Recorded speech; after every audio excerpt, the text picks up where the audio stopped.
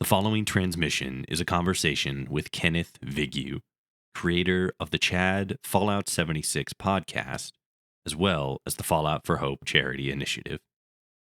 This is Ken's second time on the podcast, and over the course of our conversations, we talk about the kind of year that 2024 has been for the Fallout community, reflecting on Fallout Prime and theorizing about Season 2, how the community interaction is changing on the internet, and the creation of the first ever official Fallout Day, a celebration of the history and community of Fallout. I am follower Toshi, and this is the Atomcast. If you enjoy this episode, be sure to follow for future episodes and subscribe to our Patreon, where your monthly contribution will go towards improving the quality of transmission, ensuring we remain ad-free, as well as helping to decrease the time between uploads. As always, links to our Patreon, as well as guest socials, can be found in the description below. Be sure to leave a comment recommending creators that you'd like to see in future episodes. Without further ado, Kenneth Vigue. So, what was perhaps like the biggest thing for you that happened in 2024? Like from your perspective, like looking back on this wild year that we've had, what was like the big thing that stands out to you as being significant or historical or noteworthy in some form or fashion?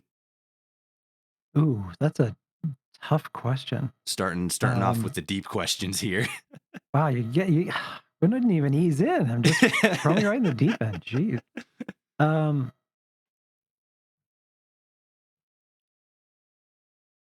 I guess the TV show had the biggest impact on Fallout as a whole. Um, but for me personally, the Pioneer Saloon event in Vegas was really the high watermark. With the whole Fallout New Vegas day. Yeah, which is actually just now called. I think it's Fallout, not Fallout Day. Fallout Fan Celebration is what they Mm, rebranded it to. Yeah. okay, yeah, because I remember they actually during Bethesda's Fallout Day, um, like little presentation, they actually did properly recognize the get together, um, which I felt like that was pretty significant because that's that's kind of an official as I said, recognition of a community driven event that, from what I've seen from past events, has been like practically overwhelmingly positive, for people who go there, say it's a great time. We're not having like a fire fest situation, or some one of those weird fan cons that turns out to be just an empty warehouse with a ball pit in it. um it's like an Yeah, I actual mean, thing. and that's the trick, isn't it? I think the TV show changed a lot in the community this year in a good way. Um, I think the success of the TV show, um, from a corporate level, you take a look at that and you say, "Oh my God, this is bigger and better than we could have anticipated." Um, what can we do to keep this going and elevate the community and keep things going in lieu of us not having the next Fallout game ready to roll here? Right. um, they had some big updates for Fallout 76, which is amazing. But beyond that, the anniversary update for Fallout 4 they dropped, of course, but there was some technical challenges with that one. um, but the community it is the lifeblood of Fallout. I've always believed that it is the most unique gaming community of any gaming fandom that I've ever seen. Um, there's a lot that we do and create, and it's been great to see that shift at the company level where they're saying, okay, let's dip our toe in the water a little bit and support the community in terms of the things that they have going on right now that they've done on their own, independent of us. Like the Pioneer Saloon event started just as a small thing. I think this 3 years ago is when it was the very, very first one.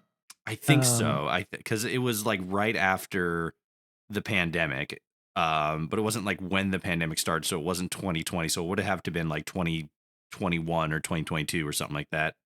yeah, I think. and it's just grown exponentially. Um, I think the official number by the time it was done for this year was like upwards of 6,000 people, which is an amazing turnout. Next year, with it being the 15th anniversary of Fallout New Vegas, Mhm. I have every expectation that it's going to be even bigger. And I think they do as well because they turned it into a 3-day event instead of a 2-day event. Especially Um, with because like that's like that happens in if I'm remembering correctly, and it like just happened. That's an event that happens in October, and I think we're gonna be getting. Actually, you know what? I was gonna say I think we're getting season 2 before then, but like they like just maybe not just, but there's a lot of like leaks and stuff that's coming out to where like oh like there was like a sign that's like, oh, they're making Novak, and there's a bunch of like little things that like Walter Goggins and the rest of the team are starting to put out that's like, oh, like teases and stuff. But with how like film productions and just productions in general move, like they're probably still like they either are probably like maybe midway through the editing process or are like just starting to get close to like wrapping up. So it feels like maybe they still have a ways to go before they're actually ready to ship season 2. But hey, yeah. at the same time, it could be, Todd Howard comes out of the Game Awards and like, guess what's coming out tomorrow? And then we get season 3, and then everybody's like, ah. No, I know. Yeah, it would. I would be shocked if we saw season 2 next year. I think it's more likely that we see it in 2026. It would be amazing if they did. Like they set up a whole production office um, permanently for the show. Like there was a whole big to do, like a press release article where they set that up in California. So they're definitely planning on this going for quite a few seasons, Mhm. which I'm thrilled at. I don't want them to rush. I want them to take their time. I don't want them to uh sometimes where money is concerned, like film or TV, they'll rush something through and it ends up not being everything that you hoped based on the first run. Mhm. So I'm hoping that that stays true. Yeah, it's overall, I mean, it's just been an insane year for Fallout. Um, and not just Bethesda recognizing the Pioneer Saloon event and also being there. The community team, PR team were there. Even some of the developers and writers were there. That's cool. Um, I didn't know that. just kind of lying low because they didn't want it to seem like, hey, this is a thing that we're glomming onto. No, Yeah. it was more that they wanted to be there to both, see, check things out, support, and which I thought was amazing. Um, but also, this was the very first time that um, we under Fallout for Hope produced anything to the scope of Fallout Day before officially. Like Yeah. we've never done anything that big before, so that was also a unique opportunity. And I hope stuff like that is an opportunity that the community has, not just for us to do stuff like that, but anybody to do large scale community events officially recognized and for good causes or just celebrating game anniversaries. I really want to see more of that. Right. Because I mean, for like the last couple of years, like at the very least since the like big anniversary month that we had in 2022, if I remember Yeah. correctly. Yep. Yep. Um like that was interesting because it was like, it was an anniversary thing, so it was a big deal. But then in 2023, if I'm remembering correctly, we didn't really have something to that same level. We didn't have like a Fallout Day kind of thing. And there was like a general recognition of the franchise for that month, but there wasn't like a big thing like there was in 2022 with the anniversary. But then Fallout Day happened, and it felt significant specifically because it didn't just feel like a it didn't feel specifically like the anniversary month where it's all like this is just a big uh you know corporate reflection, right? Like we're celebrating the games that we made and everything that was built and the fandom and stuff like that, but it still felt very much I don't want to say one-sided, but it felt like it was more so focusing on specifically the games while also including the community. But with Fallout Day, it was a very specific balance between those two, between the games and the series, the franchise in general, and the community. And so it made a lot of sense that they talked a lot about like Fallout 76 specifically because that's still like the community game.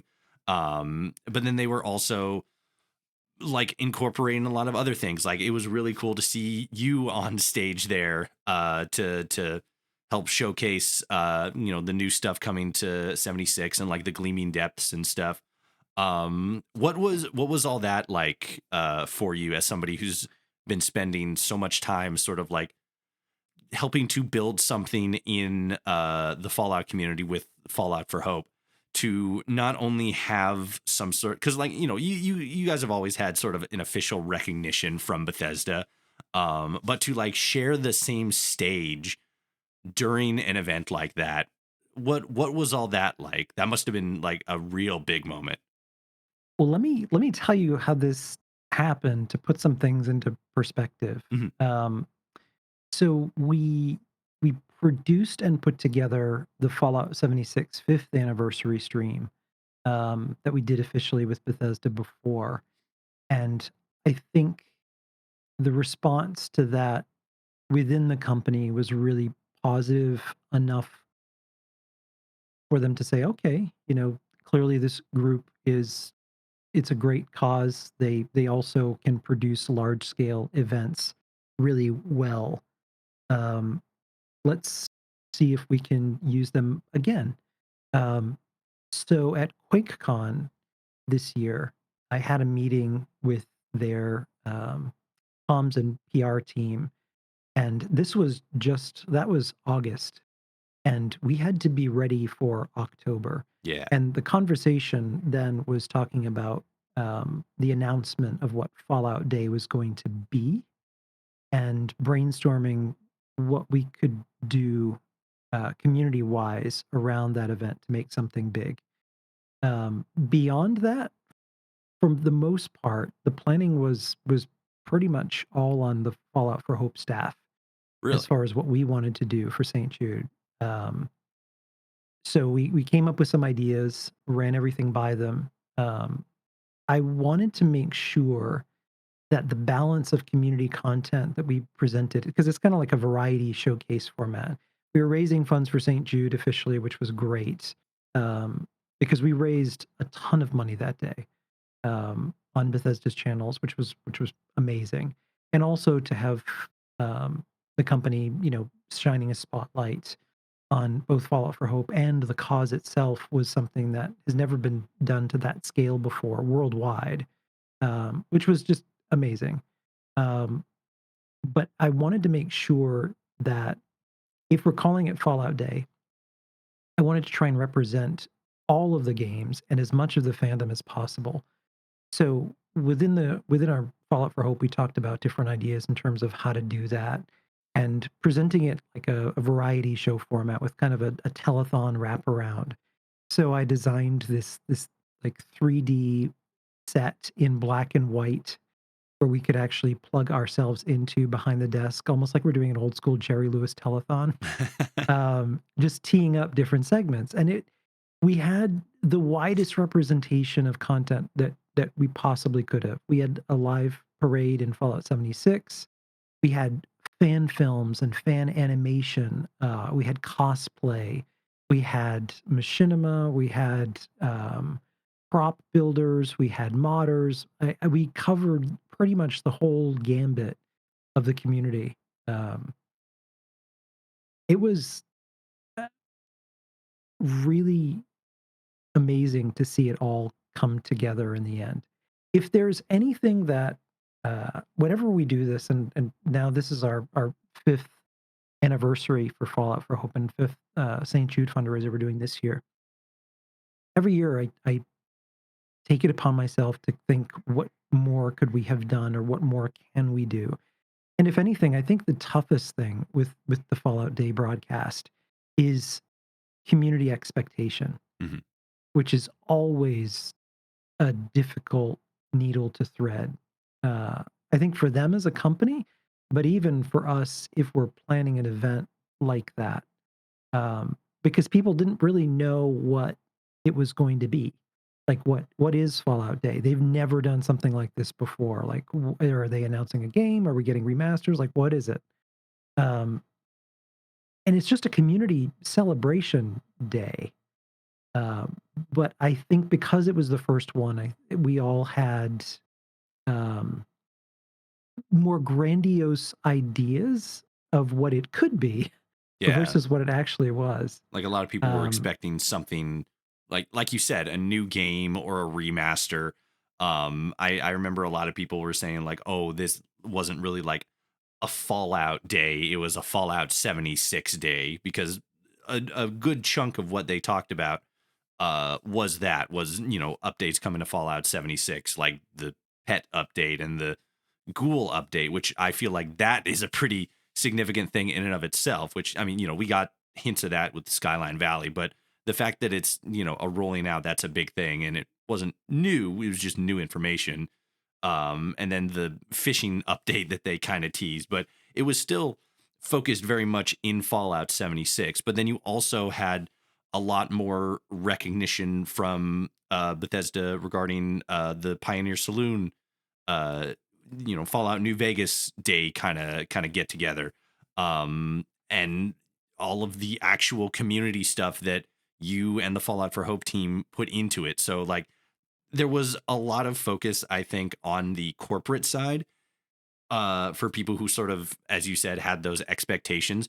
But ironically enough, not as much focus on the community side, which, since it's Fallout Day, is a community wide thing. Um, and yeah, I definitely hear where you're coming from that, as far as like what people were expecting, because you, like you said, it's the first time, it's new, so it's like people are expecting something new. with Fallout Day, um, the tough part, um, we live in an era where we're so quick to react. We don't wait to see what something's going to be. Um, and it was tough to see like the chat responses that day Hmm. just as we were switching over. Because it really was Fallout Day, but it was Fallout Day as really produced by the community as far as the wider representation of that. Hmm. Um, that was the tough thing. I guess if there was anything I was bummed out by after all of the work that a whole team of people put in, uh, it would have been great if people would have wait to check out all of the amazing stuff that people in the community are doing. Like the amount of insane fan films and animation and like it's a lot of time that people put in, and to even live music, like it was a lot of effort. If anything, I just hoped more people would take a breath. We all want Fallout 5. Just sit back, enjoy the show, and complain later that we don't have Fallout 5 yet. Right. There's a time That's and a the only thing place. that's the only thing that made me a little sad. Yeah. But I mean, like, I feel like that's kind of just how uh expectation for games has been in the last, year or two, probably this year specifically. Like everybody's just kind of expecting things to be a specific way, and then when it's not that way, or it doesn't live up to those expectations, um, like everybody gets all bent out of shape because they've spun up this whole thing in their head. And at times, it's just the way that development of games work. Like I think, for example, recently, and this is like very recently, like within the month or so, people have been starting to kind of cast doubt on whether or not Grand Theft Auto 6 is actually going to, hit in the right way for a variety of different reasons, some of which are to quote the 2024 word of the year according to the Oxford English Dictionary, brain rot. But that's the real 2024 word of the year for the English dictionary, the Oxford English Dictionary. But even like developers and stuff for GTA 6 are starting to come out and say things like, we don't think that the game is going to meet players' expectations. And I think a big part of that is to the same effect that it had on Fallout Day, which I think was still a big success, but to some people, not the success that they would have wanted. It's just that expectation that they build up, and then it can't live up to that expectation. Yeah, it's kind of it's tough. It's tough to be in marketing and PR when you're wrangling that kind of thing. Because whenever you're launching something new, whether it's a new event, new initiative, new product, new anything, you you kind of you have to tease to get people to want to check it out. The problem is that you're wrangling with expectation games.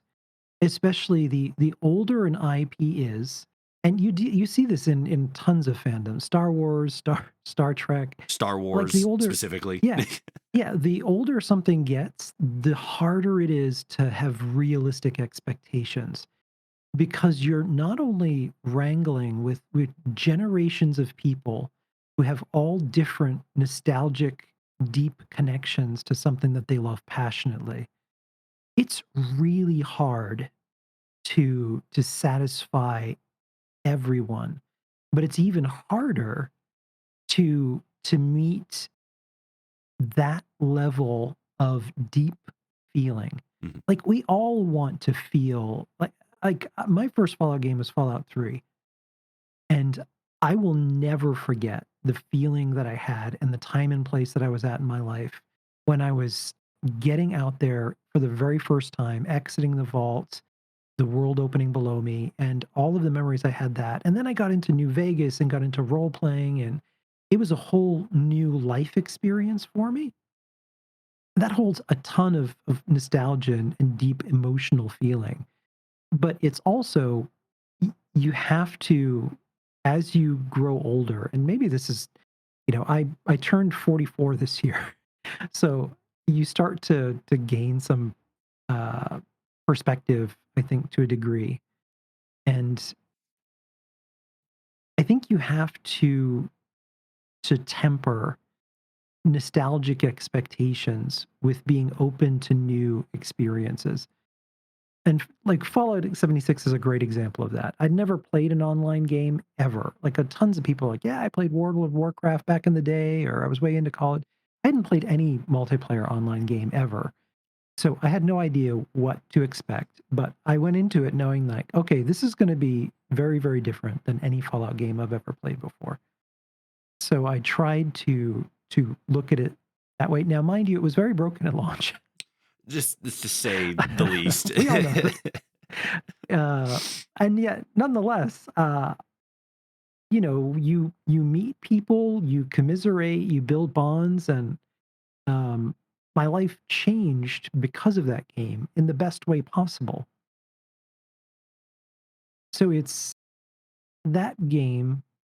will have a very different meaning to me in the years to come than any of the other Fallout games that I fell in love with. because of that It's just community aspect. yeah, because it has been the most enriching game, that has had any impact on my life that I've ever played.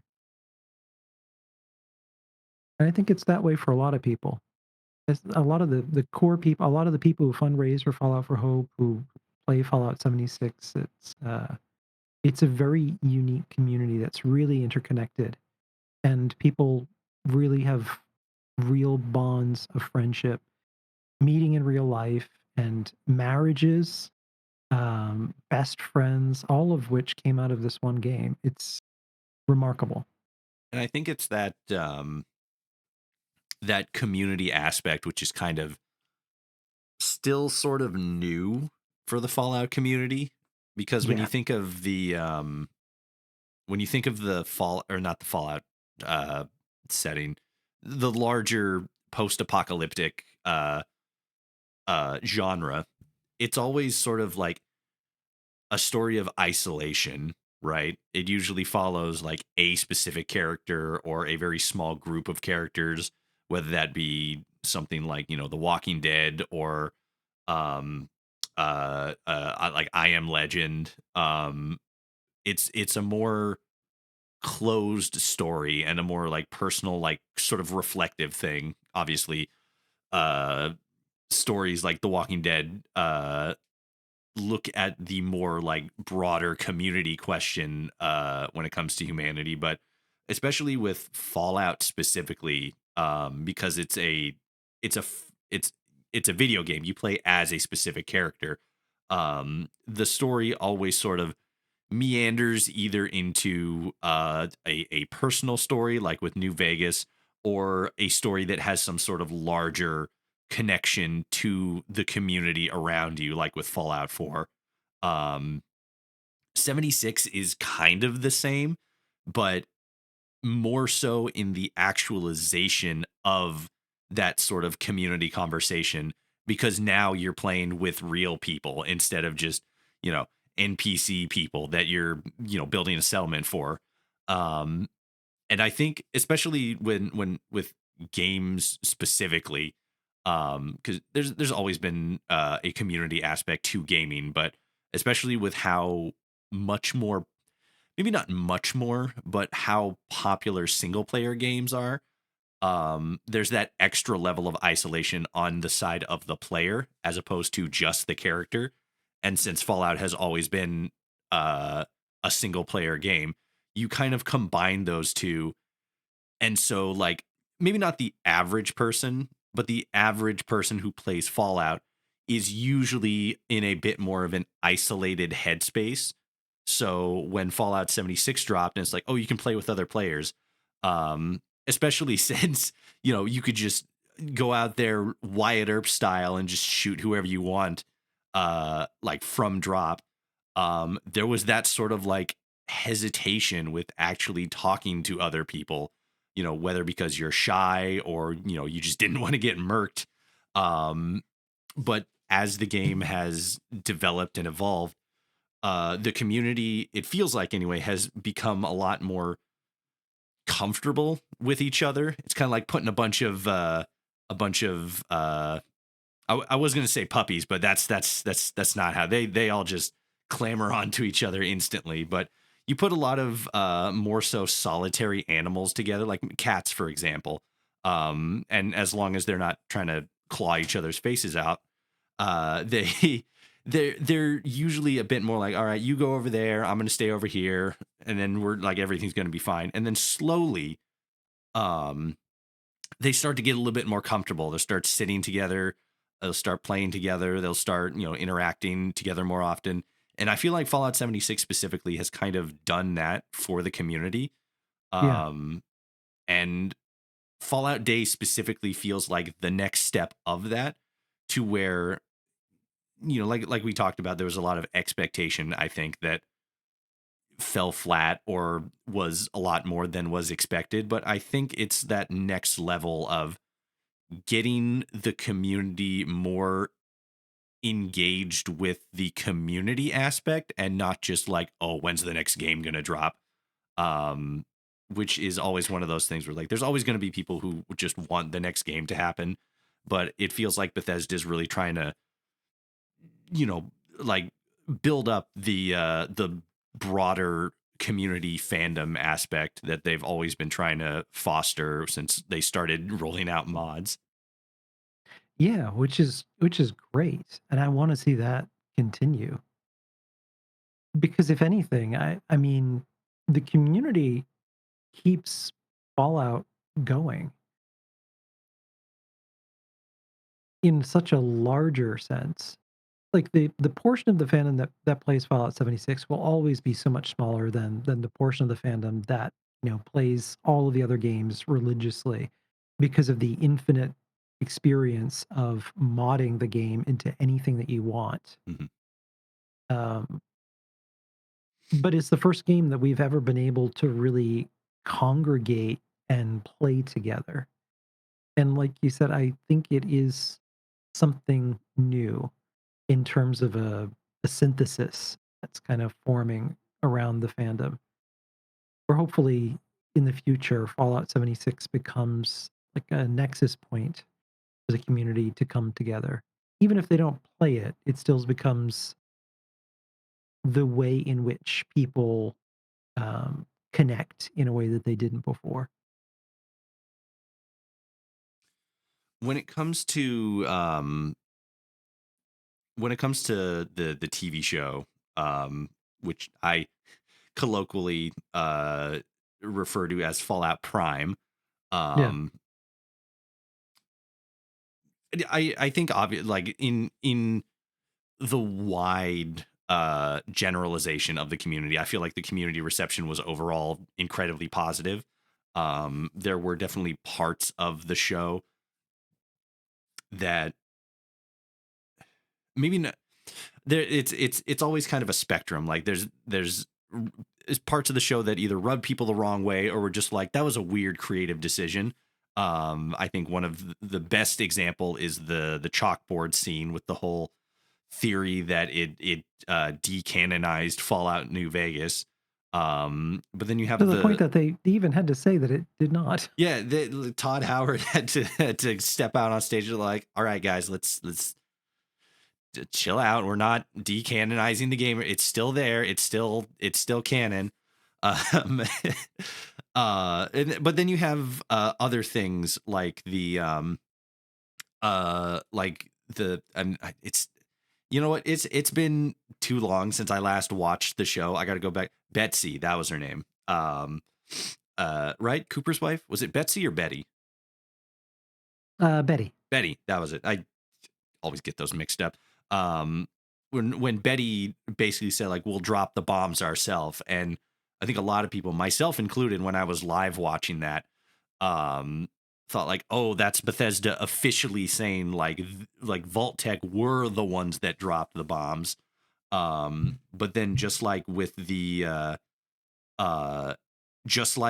the wow, my brain's just turning off right now.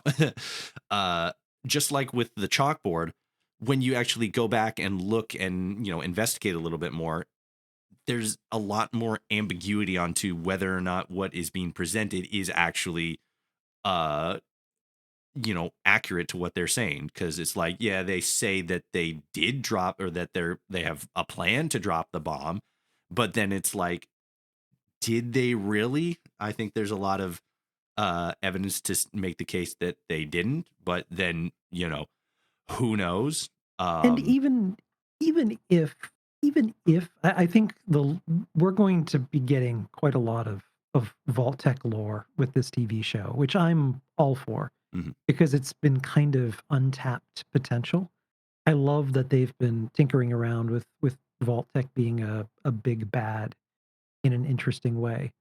But there's also, I mean, a whole row of shadowy figures overlooking.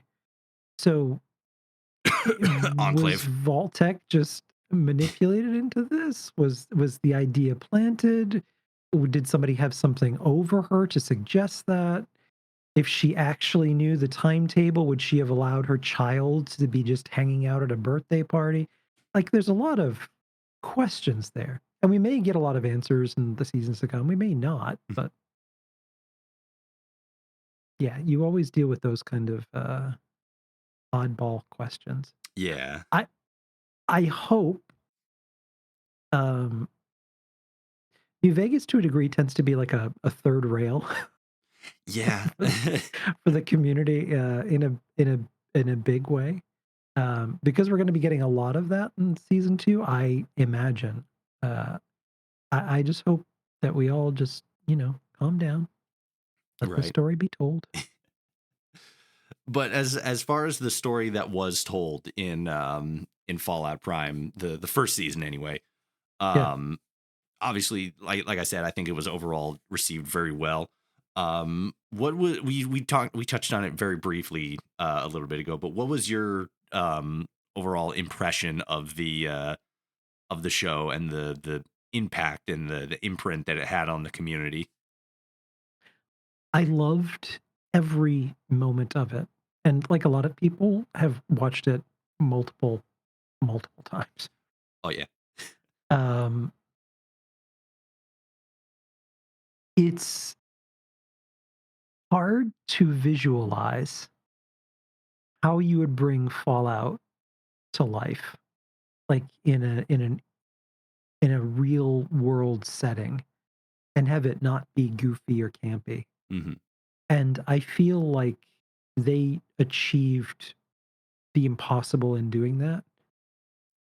Like, the world felt very real, very accurate. Everything from props to set design to vault layout was perfectly translated, um, in a way that was very unexpected.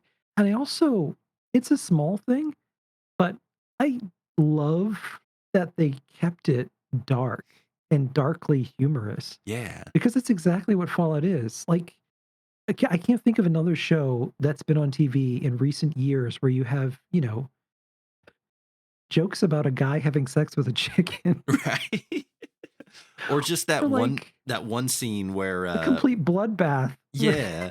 Or Like, Lucy, even like the quieter ones, right? Like Lucy just like walking into that family of skeletons, and there's like a whole family of skeletons who were just like sitting there eating dinner, including like, little baby Timmy there.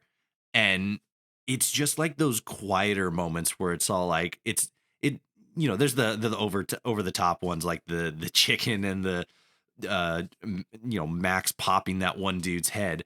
But then there's the more subtle, implicit, darker moments. And that was something that I noticed in the first trailer that they dropped, specifically at the beginning, where you see the shot down of the hallway and the vault, and then Wilzig talking, and he's all like half lit by fire and everything. It's like, oh, they went that more so than anything really made me confident that they had nailed the the tone and the yeah, yeah, theming of Fallout, yeah. because for as goofy and wacky as it can be with Fallout New Vegas and Fallout 4 and all the silly stuff that you can get up to in Fallout 76, when you like when you like put all that aside and just like explore and investigate the world, like it's dark.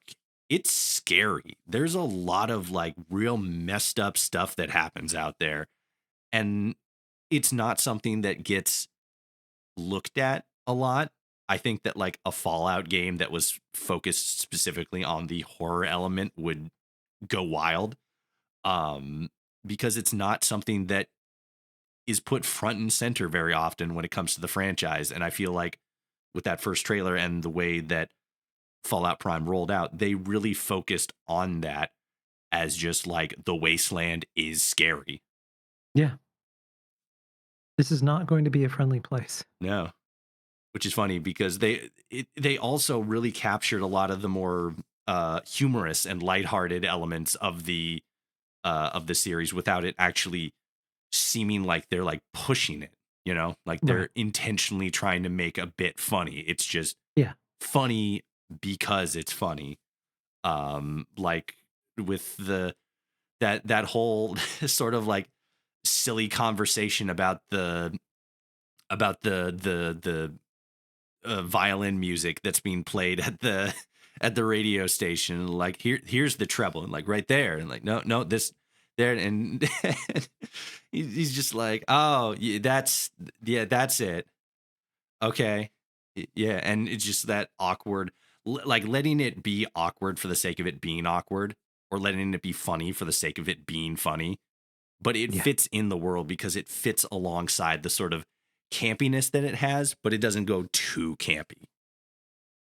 And the acting. Oh, beautiful. Yeah. Absolutely. I watched the series so many times for a video I did, like looking over the whole thing. And like it's difficult to find anybody who doesn't look like they like brought it, like absolutely nailed it. Um e- like, there's the obvious people like the Ghoul, Lucy, Max, the main characters, like they completely brought it. But then there's like the smaller side characters, right? Like the what is it? Barb, the gal that lives with Ma June. She I was love hilarious. Yeah. The mechanic that fixed up that part for Max, she was like straight face the entire time, but was just hilarious in her delivery and her acting. Deadpan delivery. Yeah, and there were just so many characters like that were like, even when they had a tiny amount of screen time, were just done so well, and it speaks volumes to the acting coaches, and the production team and the directors and stuff like that, to make those characters feel like they're a part of the world without drawing too much attention to them. But when your attention is on them, they stand out. How great was the musical score? I mean, it won an award. Yeah. Like they I won an award mean, for that, which it isn't. was good. But Yeah. what I also it's a small thing, but one of the things I loved is in places, it felt very Mark Morgan. I love the Fallout 1 and 2 soundtracks. Mhm. Mark Morgan had a very particular sound that is really different from Inan Zur, um, but it was very Mark Morgan-ish at parts. Can you give an example of like what you're thinking of? Like when you say that, like what's the scene that comes to your mind? The Brotherhood of Steel theme, um, is one. It almost felt, very light metallic monks-ish. Um, I can't remember the name of the composer. I'm blanking on his name, but his style, he used more hybrid symphony, than like straight orchestration like Enon tends to do. Um, the Brotherhood of Steel theme from the TV show is spectacular, but also the theme, I think it's All the Answers that plays at the end, when the cold fusion device is activated Mhm. and the city is coming back to life. That mournful symphonic synthetic horn that plays as light is coming back to the city was such a goosebumps inducing moment. Yeah. And I don't it wasn't it was literally just the Fallout 4 theme, but when Lucy's like unfurling the new Californian flag, and then the Fallout Yes. 4 kicks Yep. in, like, Yep. oh, that was so good. That was so good. And I don't If we know. don't get Wayne Newton next season, I'm I, gonna be very unhappy. I mean, we're getting. I mean, it's not musical, but we're getting Macaulay Culkin for season 2. Did you see that? The what do you think? Do you think he's going to be Arcade Gannon, or do you think he's going to be someone else? Do you think that's too obvious? I like that was the thing that I thought immediately when they said Macaulay Culkin's going to be in it, but at the same time, I don't think it will be.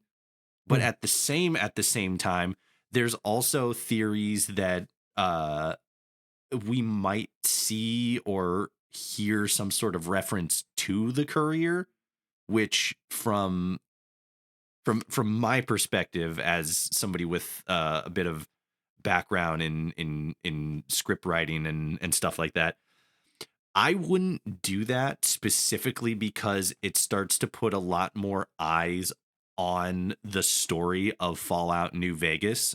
And I feel like that somewhat detracts from the story that they're telling in Fallout Prime. Yes, agreed. But at the same time, you can't just like ignore it, right? Yeah, It's especially for Fallout, it's such an integral part of the community and of the fandom that I mean, it I would have been more surprised if by the end of season 1 and they're like, teasing season 2, we weren't going to New Vegas.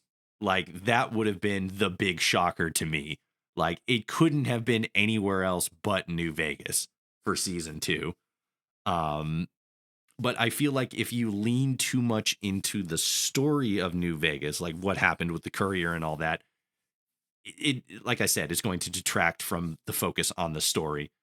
As far as Macaulay Culkin's character goes and who he's going to play, I feel like he could play Arcade Gannon. Um, but there's a part of me that kind of hopes he's not going to, because I feel like that's like, by proxy, right? You're still referencing the story of New Vegas just by proxy, and the story of the courier by proxy via Arcade Gannon. Um, but I think at the same time, if you were going to include a character from New Vegas, and you wanted to specifically pick from the pool of companions, I think he would probably be the best character. Um, Specifically because of, I don't know, it kind of feels like he has uh a lot more experiential wisdom in a sense, right? Because all of the characters that you meet in New Vegas have some sort of wisdom in and of itself, whether that be, Chief Hanlon,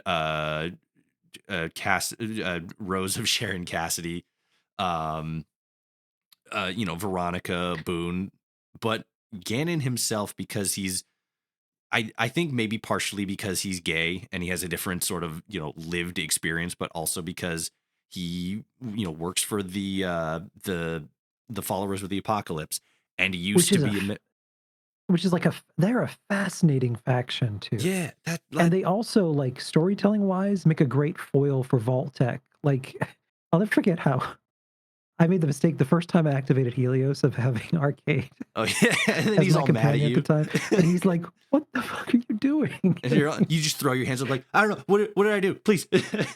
I'm like, "No, this is neat. I wanna fire this old world death machine. Right? It's Leave me cool. alone." Big Yeah, it's laser. awesome. Lasers. But like I one speaking as follower Toshi, I 100% agree with you with the followers of the apocalypse. I think they're a really interesting faction, especially when you compare them to what they were in Fallout 1 compared to what they are in New Vegas. Um and as far as Arcane specifically, I think that sort of mixture of all of his different, lived experiences and backgrounds sort of helped to make him probably one of the more wisdom rich characters, because of how diverse his background has been. Yeah, Um yeah. I think it's also probably more so like if Macaulay Culkin is going to be playing Arcane Ganon, I think they more so probably picked him specifically because he has a background with the Enclave, and they're just kind of teasing the Enclave throughout Fallout, throughout season one. So it's like that could be continued teasing. Um, What and do you think? What do you think is in New Vegas that we missed the first time? Like, out of all of the places he fled to at the end of the first season, why did he go there? well, That's what I'm I think curious about. it's because he thinks that House is still alive Yeah. because during the like I mean, they were in the same building at the same time during Cooper's flashback, and if because during the spoilers, if you haven't watched Fallout Prime at this point, If you're a um, Fallout fan who has not watched any of Fallout Prime yet and not completed the season, what are you even doing with your life? if you're a Fallout fan who has not watched Fallout Prime yet has somehow found this podcast, I don't know, skill issue. I'm sorry. But the fact that the fact that he was in the building at the same time as House, and House was sitting there with Bud Atkins, who went on to run the Buds initiative, which brought him, into the future. I can't imagine a situation where Hank didn't, in some form or fashion, know about Mr. House, if not spoken to him personally, and in some form or fashion wasn't told, like, hey, if shit goes wrong, if shit hits the fan, we have specific people that we can go to regroup and figure out what our next move is. And obviously that'd be people like Sinclair and Mr. House and the Repcon executive who I always forget the name of. Um, but like the everybody at the table there, they're all in on it together. So if they are in a situation where like one of them's in trouble, that would most likely be who they would reach out to, and I feel like that's who Hank is running to in at the end of season one. Whether or not he knows or believes that House is dead or, offline or whatever the case, however much he knows about what happened during the events of New Vegas and to what extent that is or is not canon, which me personally, I think House is alive. I think Um, so too. Yeah. yeah. Cause like, I think there's, cause they're I don't know. It's always sort of been like the theory that the NCR ending is like the true ending because that's the good guy ending. Like, yay, everybody wins. Um, and in that one, you have the option to kill House, but you don't intrinsically have to kill House in order to beat the game with an NCR ending.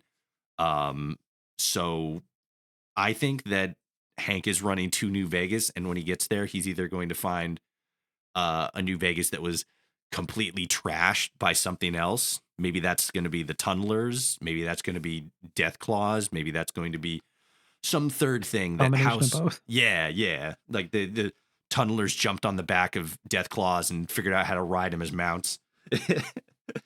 um, but I, Again, yeah, yeah. did you notice the billboard for cryogenic capsules at the Lucky 38 I in the did. credits? I did. That was interesting. It was The it. credits, and also if you have not sat through the credits, you at least need to sit through the credits at the end of the first season. Oh yeah. Because if you pay really close attention, you'll see some hints of things to come. It's Um, it's also like just you'll see, like Death Claws obviously attacked the Strip.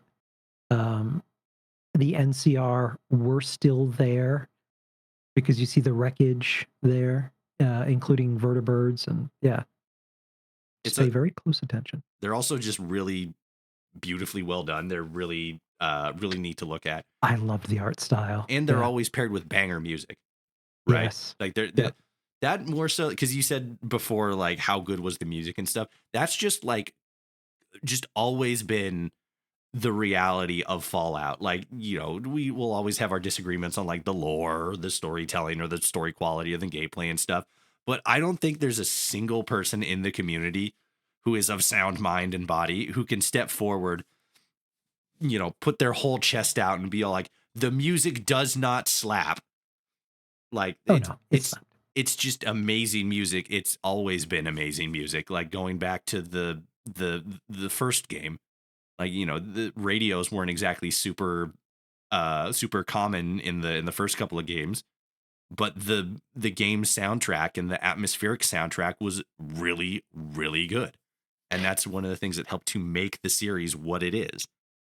To win over everyone, they only have to do one thing next season and they'll win. Big Iron. Yep, that's Yep. exactly what I was gonna say. they, All they do, a big iron, like, shooting montage, and that's it. the first Everyone will episode be satisfied. the first It'll be episode is world just going to be peace. 3 minutes. It's just going to be that song.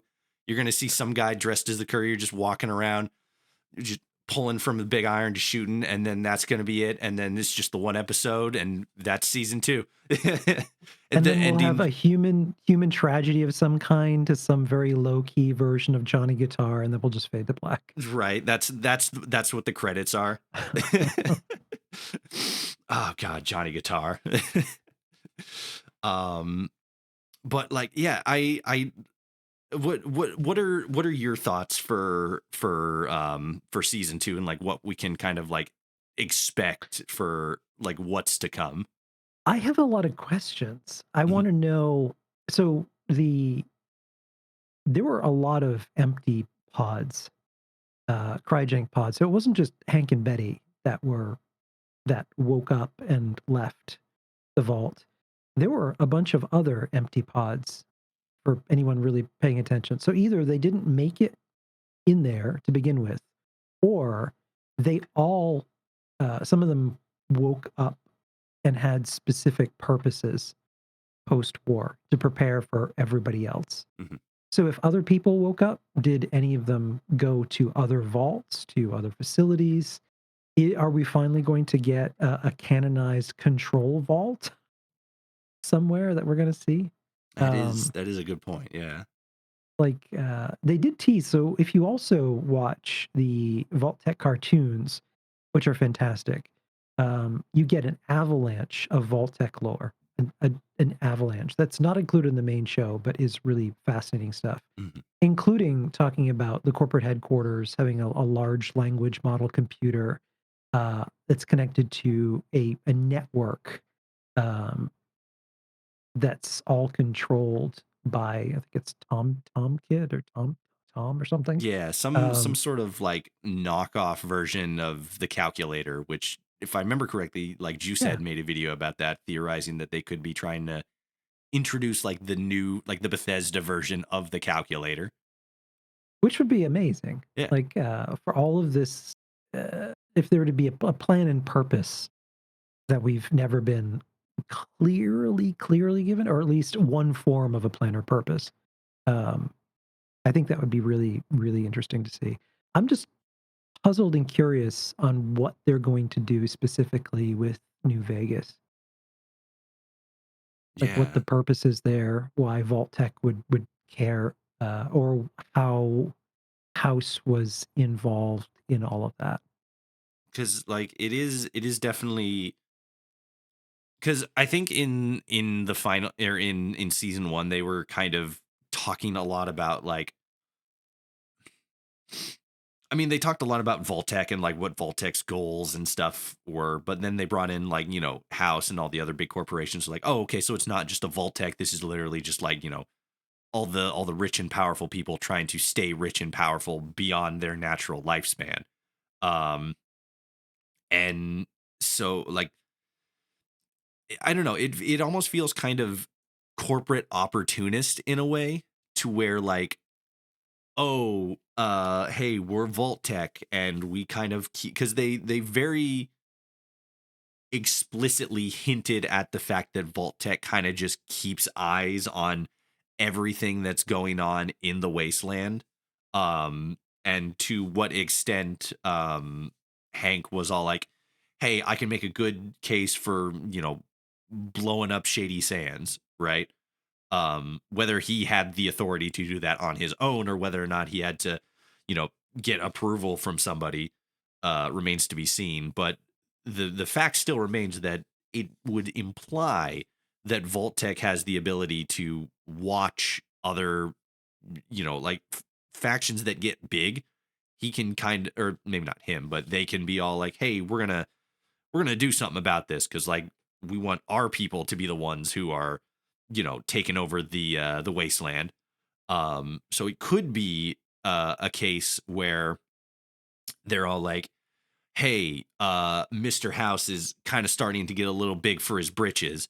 Um, he's amassing this army of Securitrons that seems to have no end in sight, infinite numbers. Um, we don't like that because we're Vault Tech and we want to be the people in charge. So, I mean, we can't just nuke Vegas. So, let's create some sort of disturbance in the economy or, hit the NCR and the and House's forces against themselves. Because as you said, or as you pointed out, rather, we do see NCR troops in New Vegas, but they seem to have been there for a while. Yeah. So it's like, when did I all mean, that happen? the timetable also was screwed up. So someone got the timetable started early. Like House had calculated down to, I think, within less than a half hour or something like that. Um, Like I'm when the trying to remember bombs were what going to hit? the yeah, I can't remember what his exact line was, but he had calculated pretty accurately when it was supposed to happen. So he was prepared. Mind you, it was a bit of hubris to say, "Yeah, I'm gonna have this thing made, and I'll have it delivered like the day of or the day before this major event." Right. Like that's a little bit of hubris of patting yourself on the back that you've calculated this down to the second that you Yeah. can just have this kind of luxury of time. Like he's Um, definitely smart, but like, are you that smart? Mm, questions. yeah, I don't know. I'm really excited to see where they take the story. It's gonna be really interesting. And I'm also the idea of the Brotherhood of Steel um, having virtually limitless power is also really unsettling. yeah, because like I don't know, the series has kind of been having a real sort of like back and forth with the Brotherhood, right? Because Yeah, they come up in Fallout 3. They're more virtuous. Under Lions, they're a lot more like, oh, we want to help people and still collect technology, but then use that technology to make people's lives better. That's why they help us out with Project Purity. And then in New Vegas, they're a lot more like their West Coast because they are on the West Coast. Well, close enough, but anyway, they're a lot more isolationist. They're all like, we don't trust other people, which is probably mostly because of their war with the NCR and stuff. Um, but their whole mission statement is still the same. We collect technology, but we using it for ourselves to keep ourselves protected and sheltered and cloistered away from the rest of the world because everybody else is dumb savages or whatever. And then in Fallout 4, it kind of like continued on that, but it all sourced from sort of Maxon's ideologueness and yeah, his maybe not obsession, but very strong awareness of his own lineage and his own position and an idea of what the Brotherhood should be and what their mission statement would be or should be. Um, and then in Fallout 76, which admittedly is going way back in the timeline, there's the dichotomy between Shin and uh Paladin Romani. Romani, that's it. Yeah. Um and that ironically enough seem, or at least some people were theorizing anyway, that those two characters were sort of representative of Shin being more of the West Coast Obsidian Black Isle version of the Brotherhood of Steel, where they are more closer to that, technocratic, technologically obsessed pseudo religious faction that they were in Fallout 1 and portrayed as in Fallout Prime.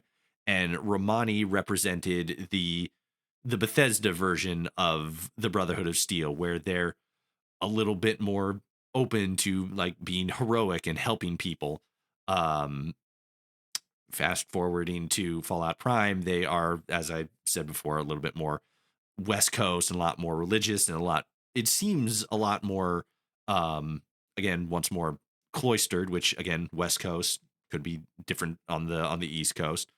Um, but it does seem like they're still really trying to figure out who the Brotherhood are. But I think when it comes to Fallout Prime on the West Coast anyway, they've really started to lean into a direction to where it's difficult to say that the Brotherhood as portrayed in Fallout Prime does not have good intention, because I think from our perspective looking in as fans and as enthusiasts of the lore, we know the Enclave is bad, and they're all like, we need to do something about the Enclave. So it's like, okay, that sounds good. Enclave bad. But then we do see them get the cold fusion thing, and like now they have infinite energy. And it's like it is that. It is what you said, where it's all like, what does that mean?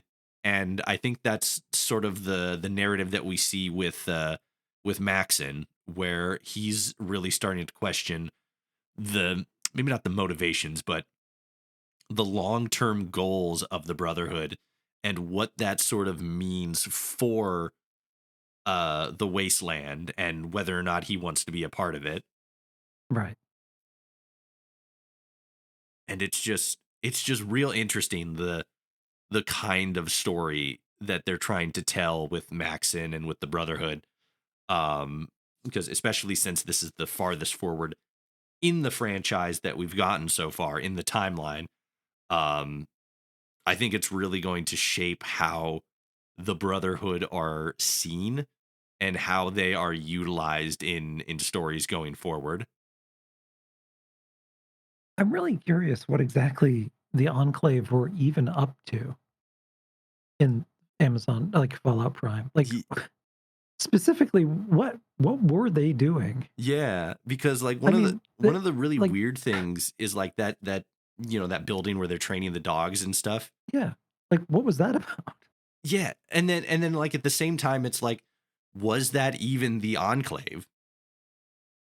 Because like they had those, those soldiers in like the black outfits and stuff, but it's like, I mean, as far as what we've seen from Enclave outfits specifically, it's similar, but it's not exactly the same. And then we don't really get like, I think besides that facility, and the post-war scene, where I think it's probably more likely than not that those shadowy people up in the cheap seats were Enclave. But like we don't really, like, to your point, we don't really know a lot of like what they have going on and what their motives are and what they're I trying want to get out of all this. I want Dr. Stanislaus Braun in this show. Oh my god, that'd be so amazing. I want that so badly. That'd be wild, Yeah. because Braun specifically is just such a uniquely psychologically damaged character. Oh my god, yeah. He's like that could be almost an entirely different podcast in and of itself, another 2-hour conversation where we just talk about Dr. Braun, but like I would almost be surprised if we don't have some sort of name drop uh connected to the Enclave in season 2, whether that be, somebody who was all like, "Oh, I'm, I'm a family member of a previous Enclave member, or I am this Enclave member from this game specifically." But at the same time, with along the same lines of like Macaulay Culkin playing Arcane Ganon, it's always kind of risky bringing a character from the video games into the the live action series. Yeah, I don't know if they're gonna do that at all, and if they do, maybe they'll only do it with 1 or 2 characters that we've seen before, Yeah. because you run into the trap of of leaning too much into previous lore, which creates real problems from an audience perspective, because we tend not to be normal about lore. Yeah. It's Would I love to see Nick Valentine just sort of show up? Yes. Am I going to get that? No. that's the last shot in season 3. Yeah. Just like a behind shot where he's got his fedora and he just lights a cigarette. Oh my gosh. Hey, you're looking for your dad. Right, you're looking for your dad, kid. I think I can help you with that. God, I wonder like where else they're gonna go with like future seasons, because like I feel like New Vegas was obviously like the very natural like next step, but then it's like if they do like a new location every season like they do with the games, like they go to a new part of the country every season, like where could they go from there? They could go to like Arizona, they could go up to like Wyoming or Montana. And like it, I don't know, maybe they'd go a little further north into like, California, or not California, like Washington, or maybe not Washington, but like Oregon or Idaho, maybe into Colorado, stuff like I would that. love to see the Capital Wasteland again, That'd be but I think wild if they jumped all the I way think over it's to the probably East more Coast. likely that we'll probably see maybe Commonwealth at some point. I could see that. I could definitely see that. It'd be I'd be interested to see how they finagle that like story wise, Yeah. because I feel like if they were all like wrapping up season 2 and then we're just like, they started teasing Boston for season 3, I feel like they would have to like really sell that narratively. But then I think along the same lines as like the people who kind of expected something a little bit more from Fallout Day, I think it would be they would expect something a little bit more from the series rather than just treading on old ground with like Yeah. Boston, or I mean And I like don't want them to do that. I think it's more fun when he's like, "Hey, we're in this place that you've been before." Like going back to New Vegas is a good example. mhm, But, a lot has changed since you've played here. Nothing is the same. yeah, especially since we're, oh, what was it? I want to say like 15 years divorced from the events of Fallout 4 when once we get Yeah, to Fallout Prime, something like that. Um I and think that's correct. some A lot can change in 15 years. a lot can change in 5 years, let alone Yeah, 15. yeah. Especially with the breakneck speed that the wasteland moves at sometimes. Oh, yeah. Um Life can my change in an instant. my question for you would be, um as I hope we get a holiday episode. they just go to the beach or just have like Christmas. I um want a holiday episode. that'd be real fun, especially with how Bethesda specifically has sort of kind of propped up holidays a little bit. Like there's been a focus on it. We saw Fallout 3 had a small amount of Halloween decorations up in like specific buildings and locations and stuff. Yeah. In Fallout 4, Diamond City did both Halloween and Christmas. We see a lot more Halloween decorations in Fallout 76. Um, so like Bethesda, there it is, like writes itself. Just do a Christmas episode. I'll take it a step further and literally write the plot here. Lucy loves Christmas. The ghoul's all grumpy. Lucy teaches the ghoul the true meaning of Christmas. Have you been on Tumblr? It's all over Tumblr. It as I said, it literally writes itself. You're tapping into the deep ghoul sea lore. I mean, like I one of the things that I kind of theorized as far as like their character relationship specifically, like before the series dropped, is that in basic terms, the ghoul has a daughter. The daughter either died or during the Great War, or eventually either grew old and died and he couldn't because he was a ghoul and he just lives forever, or she died because of like exposure, risk. She got attacked by raiders, something like that, and that sort of led him to becoming a lot more hardened. And now he sees Lucy out here, who reminds him a lot of her daughter, new to this dangerous world, not really familiar with it, and is going to end up getting herself killed. And he sort of takes on maybe not a fatherly role, but more of like a guiding role to try to make up for the shortcomings that he failed, maybe not failed, but the shortcomings that he had when trying to protect his own daughter. Obviously, that's not the story we got. I think the story that we got is still very good, and the relationship that they're building between the ghoul and Lucy is still really good. Yeah, because he wants to know where his family is. Yeah. That's the very first question he asks Hank. Yep. After that whole Yeah. teasing monologue about him, being a tight suited little intern boy and being so eager to get this movie star's autograph.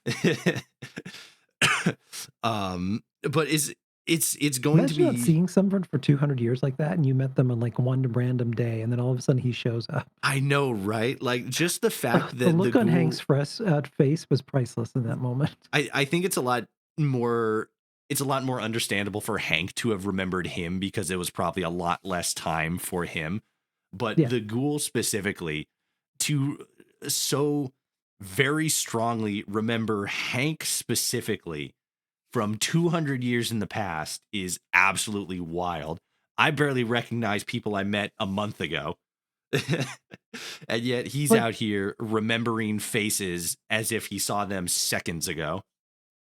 it also, uh, it's easier probably to remember him too, because he met him at the moment that his entire world collapsed. That is true. There's a lot more of And an emotional connection to that moment. yeah, it's when his wife was not at all what he thought she was. Hmm. And maybe there's more to that, but in that moment, that's his entire world crumbling. And here's this asshole wanting his autograph. Yeah. Bringing all the shallowness to it, Yeah, um, which I guess in retrospective makes a lot of sense because as an actor, he was already starting to develop a lot of uh, not really animosity, but a lot of like uncertainty about the like the new changes that were happening to the way his shoots happen, his character being portrayed as more violent, and his director just being like, well, that's just what America needs. And then all the stuff that he learned about Vault Tech and how Hollywood's working. And like the show is so deep once you actually like get in and really start like reading between the lines and really paying attention to a lot of the things that the characters say. yeah. um but from you specifically, I'd like to get your thoughts on this when it comes to the story that we're seeing. I think more so with Max, Lucy, and the Ghoul, because they all sort of, in my theory is, and I think a lot of people sort of align with a theory similar to this, is that they sort of represent individual versions of people who play the Fallout series. Lucy is like all the people who came in brand new to Fallout 76 and are still a little bit, wide-eyed and just like wow about everything. The Ghoul would obviously represent people who have been playing since like Fallout 1, where they're a bit more hardened and cynical to the whole, wasteland. And then like Maxis would be more along the lines of probably people who came in like the Bethesda era, Fallout 3, Fallout New Vegas. And they're more seasoned, but they're not like, grizzled and cynical, but they're in that like headspace of thinking more deeply about, the role a lot of these factions play. So for you, like, where would you like to see this sort of storytelling go? How would you like to see, you know, these primary characters anyway develop and sort of like continue on their story path? Like, where would you like to see all that continue forward into season 2 and whatever else comes next? Hmm. Hitting you with more of those deep thinker questions.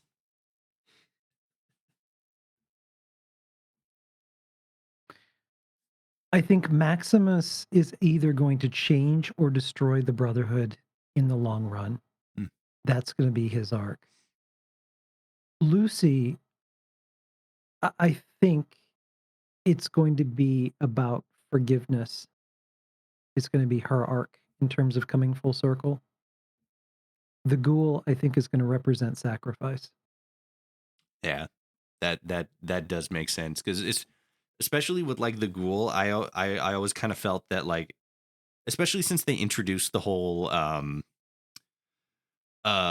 what is it, that unnamed medicine that keeps him from turning feral.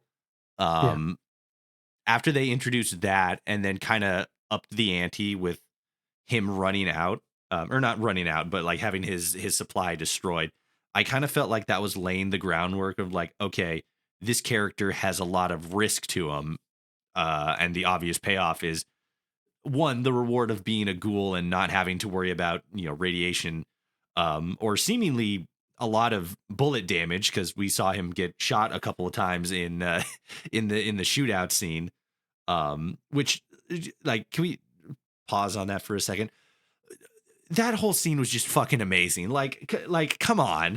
Yes, it was. We saw Vats in live action. We saw him just one-shotting everybody.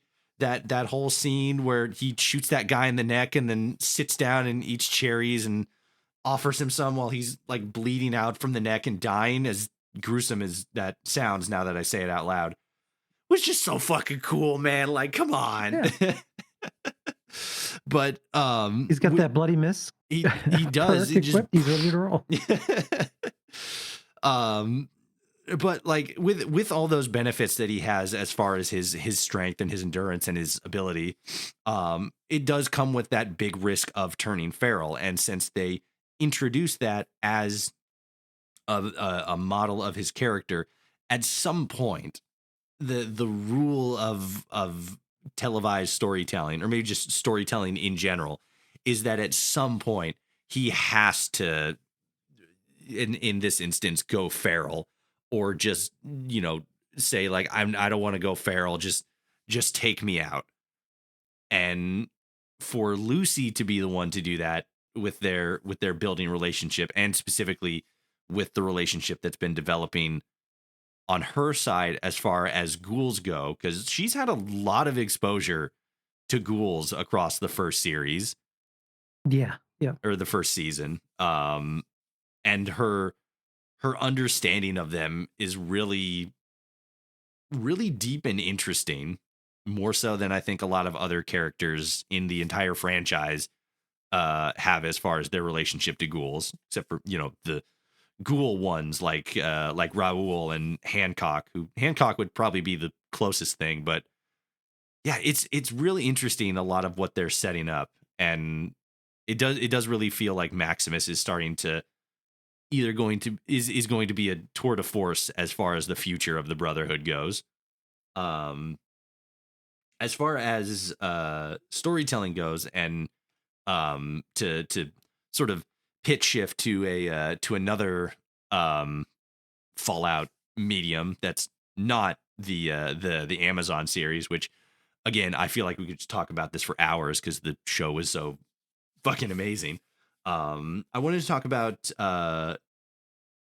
your podcast specifically, the the Chad podcast, how all that's going, and then I didn't get a chance to talk with you about this the last time you were on last year, Yeah. but you also have another story podcast that you're in the works on, which I can't for the life of me remember the name of, but I remember like the imagery. It's basically like Fallout, but you're on the ocean.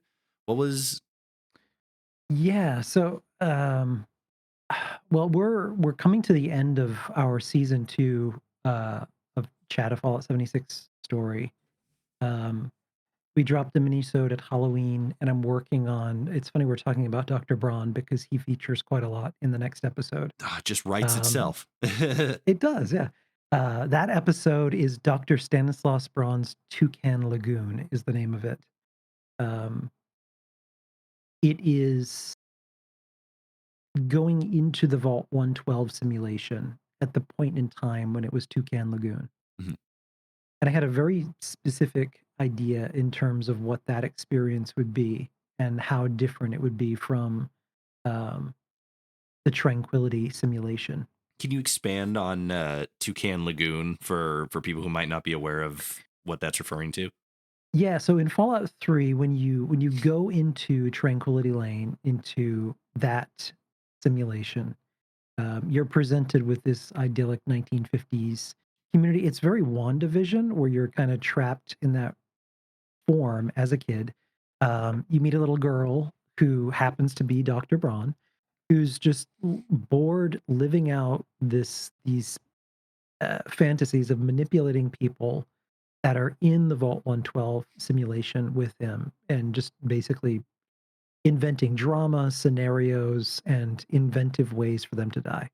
Turns your dad into a dog. You don't know that right away, but you're basically under Braun's control and you have to do what he says, or the alternative is he just kills you.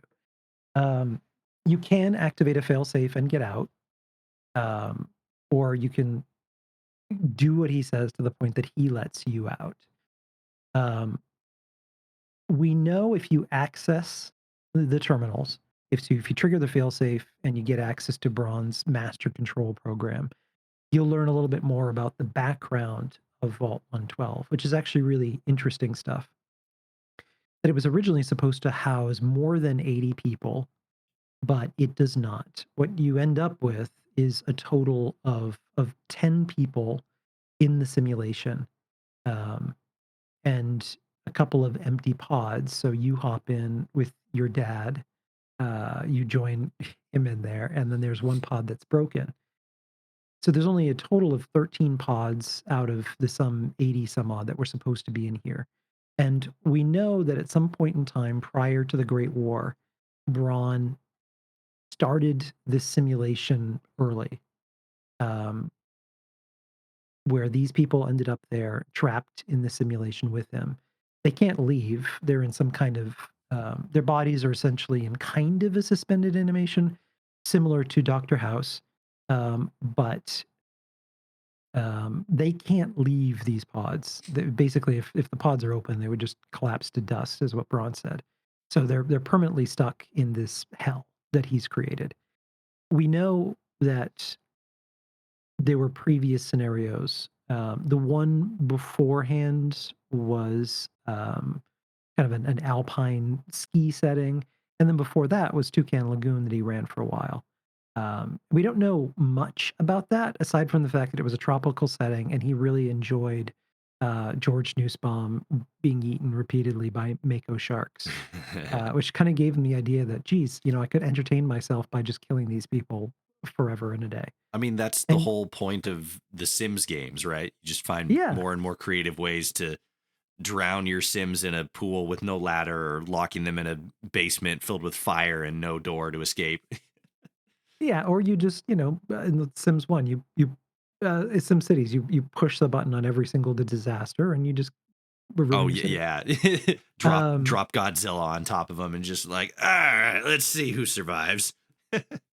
but, I mean, Braun was an incredibly influential figure. At some point, though, he became increasingly less interested in coming up with scenarios for the actual vaults and started to focus more on the development of his own vault, Vault 112. And then after that, he just specifically focused all of his efforts there. At some point in time, he did realize the problem with this is that he essentially would be stuck in there. And so he asked General Constantine Chase to give him an out, essentially a military training program that would simulate a Chinese invasion that would kill all of the people in the simulation with him. What he did not anticipate, however, is that as a Vault Tech employee, there are safeguards in place that he cannot die. So he could certainly trigger the failsafe at any point and free these other people, but he can't die. They could not kill him. So he just never makes use of that failsafe. Mm. And so So how uh, does that lead into what you got for the Chad podcast? yeah, so we've been building up Vault Tech as the enemy for since the very, very beginning of the show, um, which is why it was cool seeing the TV show going in that direction too. We're a quarter century past the Great War, so Vault Tech is still very out there, and from our perspective of storytelling, still very much involved in what's going on, and also very, very involved in what's going on in Appalachia, including pulling a lot of strings behind the scenes, um, and some really odd things going on in terms of what they wanted the overseer to do in game following the opening of Vault 76 as far as securing nuclear warheads, which is a really interesting thing for Vault Tech to care to do. Um, that was the overseer's mission. So our story is taken on also some of the meta experience of Fallout 76. The fact that we as players can't die becomes a key story point um, that our players are trying to solve. Because the big question that is asked is what would you do or who would you become if death had no consequences? So as players, we can go willy-nilly into battle and die and it's no big deal. We just respawn and lose some junk. Or we can kill people and it doesn't really matter. We could, shoot our friend in the face and watch them die and, teabag them and they respawn and everything's fine. As gamers are apt to do. Yeah, but when you think about that, if death has no consequence, that changes everything. Hmm. It changes how we treat life, how we treat each other, the risks that we take. And so it creates and has created a lot of issues in terms of players making choices that they never would make in any other scenario. But it's an abomination of life Hmm. that has forced the Vault 76ers to start fighting back against Vault-Tec, who have been conducting experiments on us from the very beginning. And the experiment is Appalachia. Vault 76 was a false control vault that the real experiment started the moment the door opened, and they've been testing us ever since. Um, that's essentially the crux of our big arc.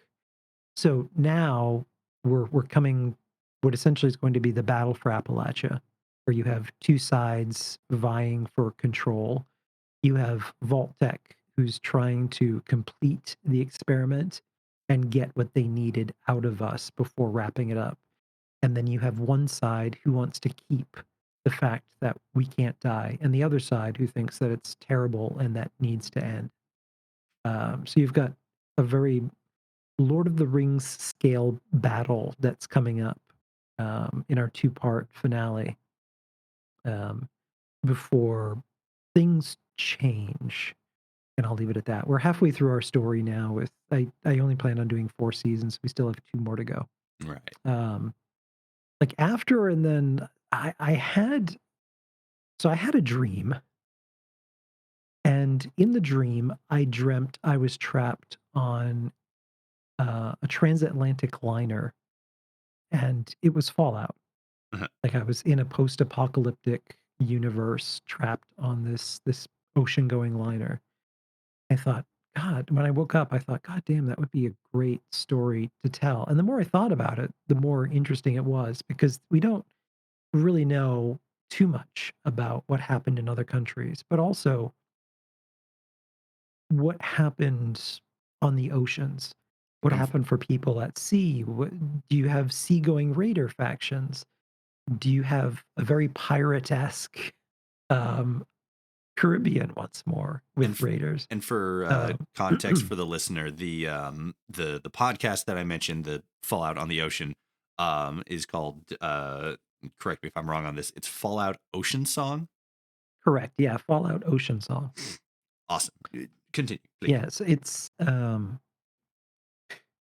ah, how much of this do I wanna talk about? To However much to you like. to tease. So, um I mean, it's already you already got everybody hooked because it's literally Fallout on the ocean, and it's like yes. that sounds awesome. At least to some people. I feel like there was a lot of people who were a little disappointed that Fallout 4 wasn't more of that. Especially after we learned about the 20,000 Leagues Under the Sea inspired mission with the giant psychic squid and stuff like that. Giant sentient object, yeah. Right. Which I actually did find a I don't have the page up anymore. I'd have to go digging for it, but there is actually maybe not a full like written out script breakdown on the quest, but there is a like a general like this is what the player would do on that quest like story beat kind of thing. And it's kind of interesting the way they handle that, but as far as like the larger oceanic adventures as they relate to Fallout, um there's a lot to explore there. There's a I'm lot really of excited interesting because, yeah, we concepts. came up with a lot of really great original lore and characters and factions, from a global perspective on something that we're gonna tell in a unique way. So, this show, the main character is the ship itself. Okay, I like that. And the ship essentially, it's a story that we're going to tell over the span of a few hundred years. Mm, So we start pre-war with the building of the ship, and a lot of this is so growing up, I was really obsessed with like early transatlantic liners, the Titanic, the Lusitania, the Mauritania, like the golden age of oceanic travel. right. In the Fallout timeline, I started to think about, okay, so Poseidon has um, oil interests and energy interests. Um, there's opportunity for there to be a powerful conglomerate monopoly of of owning shipping, um, being able to still move things around the world by ocean going vessel still makes a lot of sense. Mhm. You know, there's still in Fallout, we know that there are still tankers and cargo vessels and cruise ships and things like that. Um, I wanted to come up with um, our own version of the Cunard line that at one point in time, I mean, the Cunard line is still out there, but at one point in time was an incredibly powerful transatlantic shipping organization known throughout the world as having the fastest ocean going service in the world. Mhm. I wanted to create our own Fallout version of that with Poseidon. which is the name of the shipping line. Right. No, sorry, the Trident, which is the name of the shipping line. Mhm. Um, which come to find out is one of the many shell companies of Poseidon Energy. Mhm. Um, Shell, ocean. Yeah, I got it. I got it. yeah, yeah, yeah, That's smart. yeah, yeah. Um, the ship itself is not what it appears to be. What we're The story itself plays out over a few seasons as the ship encounters different periods in different periods of time, different people and factions, where the ship essentially is a keystone event. Everyone that the ship encounters is changed in some fashion, either for the better or worse. So it's kind of anthology esque, but Mhm. it's having some consistent characters and arcs that will be happening. There's a narrative connection, a lot less than a character connection. Yes, and it ties in really well with a lot of existing Fallout lore, and even um, the Enclave have been looking for this ship, and that's as much as I will say about that. Yeah, that's already a hook right there. Like you started off with Fallout on the Ocean. Everybody was all like, "Say no more," and then you said the Enclave are looking for this boat, and they're all like, "Bro, say no more. You sold me a Fallout on the Ocean." um, There's yeah, there's so many opportunities to tell stories on the ocean. Um, there's unique monsters and encounters and places that we want the ship to go to, and I'm really excited to so does tell that that story. so does that mean we're gonna the big final boss of Fallout Fallout Ocean Song is gonna be Old Peg? Old Peg will be mentioned, but Right? she's It's not just gonna be the like, final boss. there she is. The whole Moby Dick thing. Oh, Looking for for God's old sake. Peg. It's gonna be that character's dad who first saw her. Oh, no. There you go. Yeah, like that's because there's a lot of ideas and a lot of stories that make for really prime storytelling in the Fallout universe. I think that Fallout London has kind of proved that. And then Ocean Song definitely sounds like it'd be a really, really interesting and unique setting for a franchise like this, because especially in like the larger conversation, you don't have many post-apocalyptic games that are set on the ocean. Um, they're I usually mean, you like. got Waterworld, but that was, That's true. That's true. Yeah. But that's like going to the extreme with it, where yeah, yeah. like the catalyst event was literally that the entire earth flooded. Not so much a nuclear disaster. Um but like to that point, like it is something that's been explored, but like there's with any genre there's always more to explore. Um and that definitely sounds really exciting and really unique, especially with all the other lore that you can pull from. Yeah. Um, as getting back to sort of like a community thing, um, one of the I feel like one of the big things that happened this year for the maybe not big, but one of the things that has definitely impacted, I think, a lot of communities, um, video game, movies, literature, just communities in general across the wider spectrum, has been a lot of the stuff that's been going on with Twitter over the last year and a half, 2 years, something like that, ever since Elon Musk bought it. Recently, you I believe, and you correct me if I'm wrong, you migrated all of your uh, Twitter posts and Twitter account from Twitter to the sort of new hotness on the block, Bluesky, Yeah. which is very similar to Twitter. Um, and you moved everything there, and I'm on there. There's a lot of other Fallout creators who are on the platform. There's a lot of other creators in general on the platform. One of the one that stands out to me is Circletune HD, who's an animation guy. He does little doodles and uh, usually humor and skit based. Um, but he's moved over there, and he says that engagement specifically is a lot better over there compared to how it is on Twitter. It Um, is. Yes. yeah, as far and yes, absolutely, I've seen it myself too as a tiny content creator.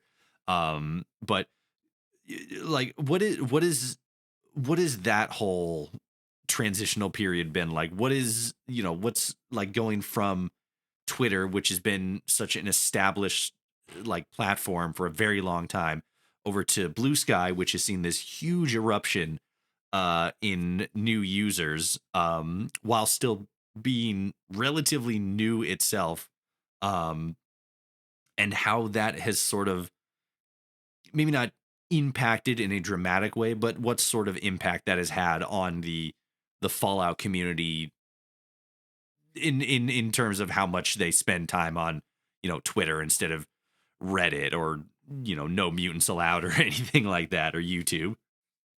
Yeah, I don't know if I can speak for everybody, but I know just for me that when it was for a time the best place for discoverability of Fallout content, creators, cosplay, um, art, especially like around Fallout 76. You're talking about Um, Twitter specifically in this instance. yeah, Twitter Okay. specifically, like that was the place for the community to congregate and connect, and um, it was really great for discoverability and engagement. But as has happened in so it's not just Twitter, it's a lot of social media platforms lately. Mhm. Unfortunately, because conversation is now both monetized and filtered, we're not really having conversations anymore. We're just kind of replying. Um, for the sake of it, and a lot of times it's just negative crap. It People aren't really, God, it's such a and I think that's just the state of social media now, where I think our biggest problem with society now is that we are more connected at this point in history than at any other point in history.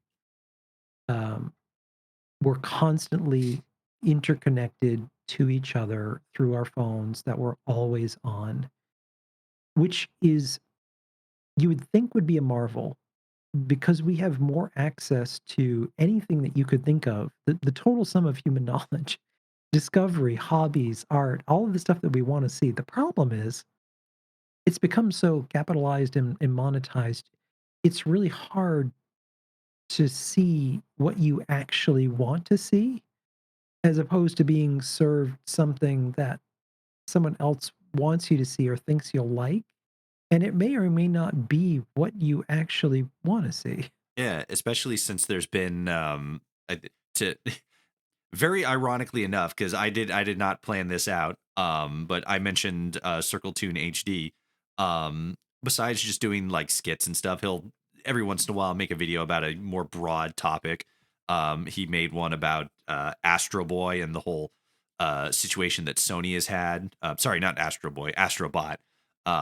He's made a video talking about like Pal World and how it's different from Pokemon, but at the same time, it's taken a lot of inspiration and a lot of other stuff. His essay videos are very interesting, and him himself is quite funny with his skits, in my opinion. But like yesterday or the day before, he actually put out a video talking about like how the internet has sort of changed with the emergence of AI.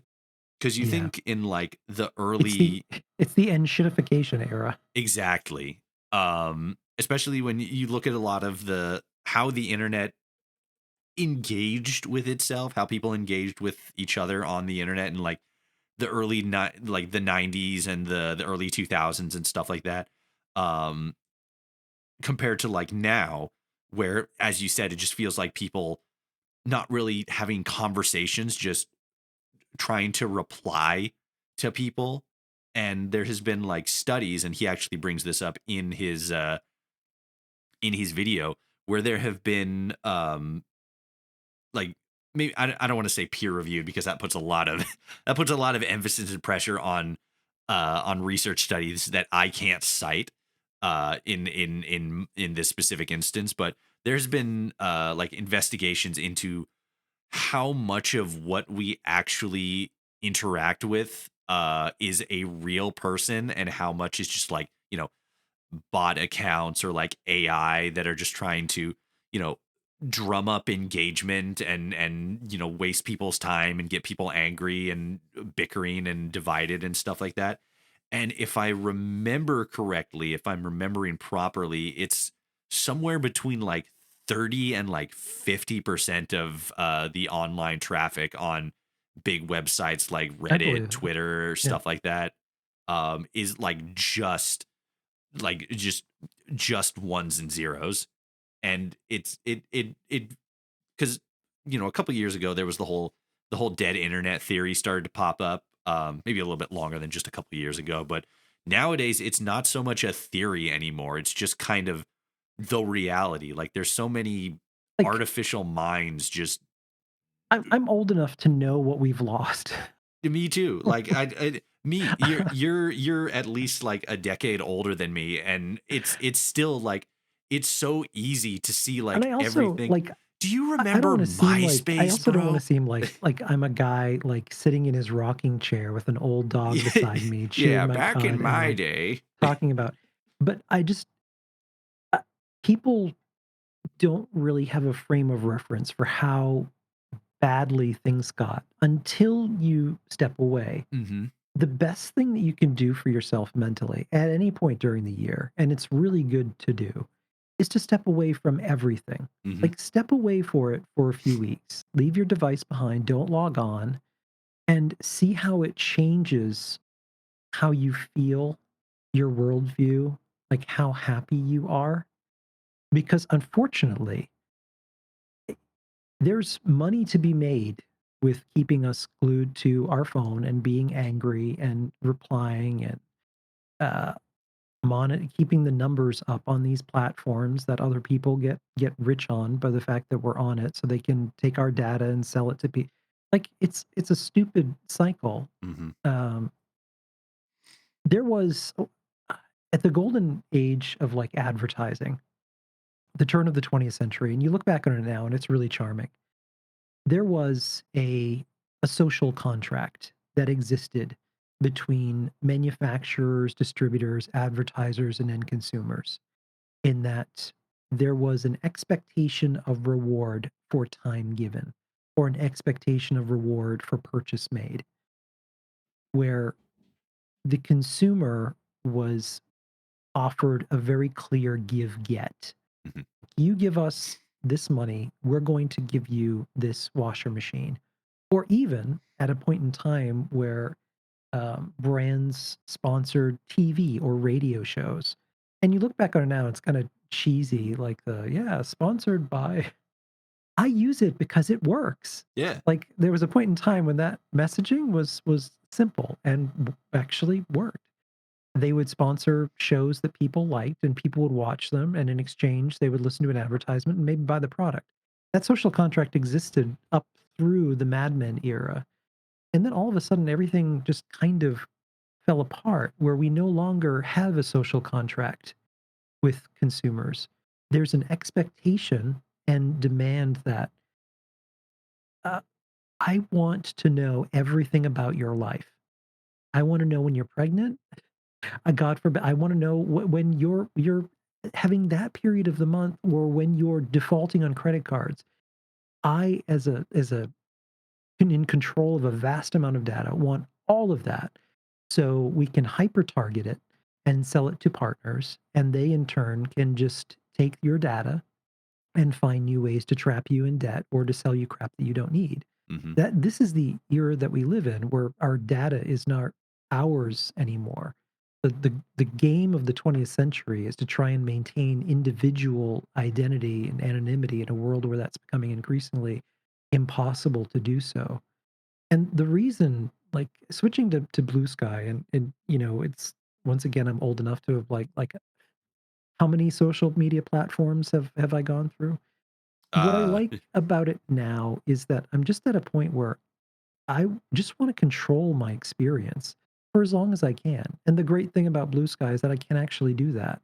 I can filter out what I don't want. There's no algorithm, so I'm not served things I don't care about, wanna see, or get angry about. That's not an echo chamber, that's creating, like, a mental health sphere that supports your actual real life interests it's and curation. filters out. It's like feed curation because like yeah, Right. I don't know what kind of phone you have, but I have a Pixel myself, and if I swipe all the way to the left, I'll get a news feed of from different news articles of different things that I've been keeping an eye on. Like every once in a while, I'll see like, oh, Elon Musk is doing this, or the government is doing that, or Todd Howard is doing this because he's a silly little guy. And it's like, okay, like is it like it's not an echo chamber because I'm not paying attention to like what happened on, this other website or this other social media account. It's just, I mean, part of it is the algorithm, which is kind of a whole different conversation of problematic behavior in enforcing habits and stuff. But the point is, it's because you are choosing to actively engage with stuff that interests you and choosing to not engage with stuff that does not interest you, that doesn't exactly equate to the same thing as an echo chamber. We used to Right. just call that being a person. Right. Right. But to the point that you made, where it's like, we're always hyper connected all the time, it- like sometimes it's just that. Sometimes it's not good to be hyper connected to everything all the time. That's not It's how not we're built. because we are not designed to be dopamine addicts. And Hmm. unfortunately, we all are, to the point that there's been some really interesting studies that talk about how developmentally our brains are changing because of us being so addicted to dopamine. We're looking for that viral tweet. We're engineering content, hoping it will go viral so you get that response. You take how you feel in your life and you empty that onto the internet by arguing with someone in on social media about something that really does not matter, just so you can feel a little better, Hmm. as how fleeting that is, and it's not healthy. It's really not, and moreover, I can tell you, it also largely does not matter. You can get really angry about awful things that awful people are doing in the world, but the reality of it is you're not going to be able to change that. Yeah, The only thing that you can do, the only thing everyone is empowered to do, is do the one thing that matters in that you make a difference in a way that you can. exactly. Like And that's if like all you're doing is just getting mad, then you're just right. going to be mad and nothing's going to change. Right, and that's also not taking action. Like if you are angry at an injustice or angry at a person or something that someone is doing, you can occupy as much time of your day saying so on the internet. Or the alternative is you can go do something to try and make someone else's day better or help someone else you're never going to meet or anything. Like get involved locally, volunteer in organizations, or that's one of all of this is one of the reasons that I started Fallout for Hope. I don't want to end a year or a day feeling like I did not do anything to feel better or to help someone else, because that's also the only way the world ever changes. The world changes through simple acts of kindness that changes someone's entire perspective. We all remember small acts of unexpected kindness that makes a difference. Just like you remember when someone saved your life or someone was kind to a relative or a doctor or a nurse who helped someone that you love in the time of need. We all remember that stuff. That is the stuff that matters more than anything else. Because the large stuff, you're never ever going to be able the richest man in the world controls a social media platform and spent over $257 million on a presidential campaign. You are not gonna be able to do anything about that. That's too big for you. What you can do is at least feel better by doing something small for somebody else, an elderly neighbor, go do Meals for Wheels, or during the holidays, go volunteer at a soup kitchen. It also gives you the opportunity to see the reality of the world. You know, for all of the talk about trans rights in this country is a good example. Take the opportunity to actually get to know someone, because the reality of the situation for anybody, it doesn't matter who you are, what your walk of life is, what your beliefs are, religion, faith, identity, creed, whatever. Take the opportunity to actually talk to someone and not talk to reinforce your own belief or to argue, but actually just find out who they are as a person. Because a lot of what we're afraid of is not even real. Very rarely is it ever real, but it's the easiest thing in the world to get angry about things that we don't understand or control. I feel like given I feel like given very recent news and happenings, I should say that there are right and wrong ways to make a difference in the world. Yes. If you know, you know. But to your point, like yeah, the more like as a content creator, and you know this yourself, doing the podcast and streams and working with Bethesda and just all the other stuff that you do. There is a certain level of connectedness to like the internet and the digital zeitgeist, as it were, that you kind of need to be as a content creator. Just get your presence out there. But at the same time, you do, as you said, you do have to find that balance where you just step away. I feel like this year specifically, and a big part of that is just because I have a full-time job and I've been just working all the time. Um,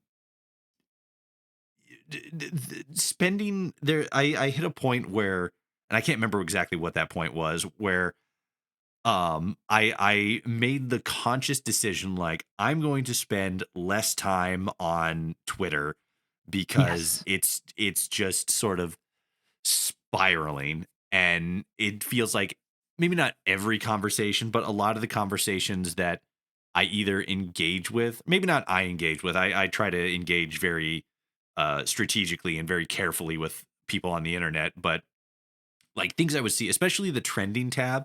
Like I feel like the trending tab is like both a good thing and a bad thing, right? Because you can kind of see like what's going on, but then at the same time you see like all the stuff that's going on. And like I had several times where I'd like click on something on the trending tab, scroll down maybe like 5 tweets, and just be like, all right, I've hit my toxicity level for today. I don't like this, and this is just fucking making me mad now. um It is, and that's like, who actually wants that? Like, why and that was the question I asked at the start of my year. My New Year's resolution was to spend less time on Twitter mhm. because I spent, like, a lot of years being angry and afraid and, whatever because of crap that I was seeing on social media. And then you get to a point where you're just like, "What did that actually accomplish?" A big change was you can install a tracking algorithm that'll actually tell you how much time you spend on certain sites. Mm. And I realized how much of my life, like we're only here one go around. Um, Unless you're Hindu, in which case you get a couple of those. yeah, I'll probably come back as a frog or something, in Right, which there you case, go. I wouldn't have to Which worry would about be it too such much. a better situation. Like, come It on. would. It would. Who wants to Sit live a on a frog life? rock, croak, eat flies. What Yeah, more could you hop ask for? around, stay moist. Um, Stay moist, relaxed in your lane. like Uh, if there's no point in doing something that does not make you happy. And, there are so how do you meet people or get to know people or engage with people? Social media is great for that if you find yourself alone. But far more important is to actually cultivate just a few people that fill that void for you. You don't need, 13 to 25,000 people who follow you to feel that way because it's just a number. And if anything, it's increasingly less relevant. It doesn't really mean that more people are hearing you, particular now. Your Mhm. reach is not going to be what you think it is. And even if it is, it's not like people are hearing you. I've found more joy, um, especially this year, in spending time with friends or going to the Pioneer Saloon event was a great example of that. 6,000 Fallout fans in cosplay in the desert, everyone having a good time, no drama, which was remarkable because you had new Fallout fans, old Fallout fans, you had people from everywhere, all different backgrounds. Everyone had a blast, and it was just good music and good food, and it was amazing. I enjoyed that so much because connecting like that is so much more important and real than getting involved in all this crap online. It really does feel like, Go next year. If you're yeah, listening to this, go. right. Do You're it. going to love it. Do it. I mean, like I live in Oregon, so like it's not. I mean, it's still like super far away, but it's not like that far away. But like I always think about it and like, oh, that sounds really awesome. I feel like I should definitely like at least go and check that out. Like I don't, you know, publicly show my face on the internet and stuff like that. But like it'd still be cool to just kind of like go there incognito. But then at the same time, I have to grapple with the whole like flying out to the middle of the desert kind of thing. And I'm just like, ah, that doesn't sound like a smart idea. It's really not what you think. So, Yeah. it's very, very simple because you fly into Vegas, Mhm. and the Pioneer Saloon's like a half hour, 40 minutes or so. So you can either stay close to there, to the town itself, or you stay, at a hotel that's kinda close to there. Yeah. Like, I stayed at the M Hotel, and that was great because it was closer to, a lot of the people from Bethesda stayed there. But it's also not as remote as you think it is. Oh no, yeah. Like Like you like you go like into the like top of the road, there's a Starbucks. So we stopped at Starbucks on the way there. And I mean, you drive, once you get off the highway, you just hit the Starbucks, and then you have to drive for, like, I wait, think 10 or 15 minutes into the top of the desert. road, that's where Quarry Junction is. What are you talking about? We took Like past Quarry that. Junction is Starbucks took over Death Claw Junction. They killed the Right. Death Claws and put in a The Starbucks. That'd be so funny if they like got them to like be a part of it and they did like some kind of Death Claw themed thing. I think Starbucks would be the least company that would ever be interested in doing anything remotely fun. Oh no, yeah, absolutely. But like that'd be in in a world in a timeline that's more funny than this one. You need, That'd like, be Seattle's Best or, like, another brand that has, like, a little more personality like or something Pete's like that. Coffee or something. Yeah, Pete's God, yeah. um yeah, it sounds like a lot of fun. And I've been to Vegas like once in my entire life, but it is a lot. Contrary to popular belief, it's a lot more populated than how it's depicted in Fallout New Vegas. Oh, good lord, yeah, yeah. um and so like that's the thing that I think is sort of like the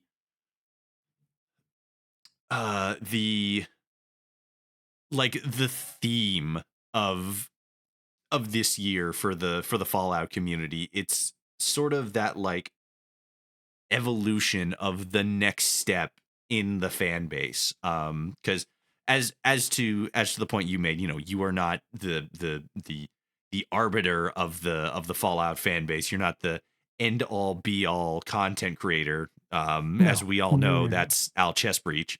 Um, but you are a big personality in the community, especially for uh a lot of the, a lot of the new people who came in with Fallout 76, and your presence moving from one platform to another like that is significant, whether, not to sound derogatory, but whether or not you assume that it is, that is the case.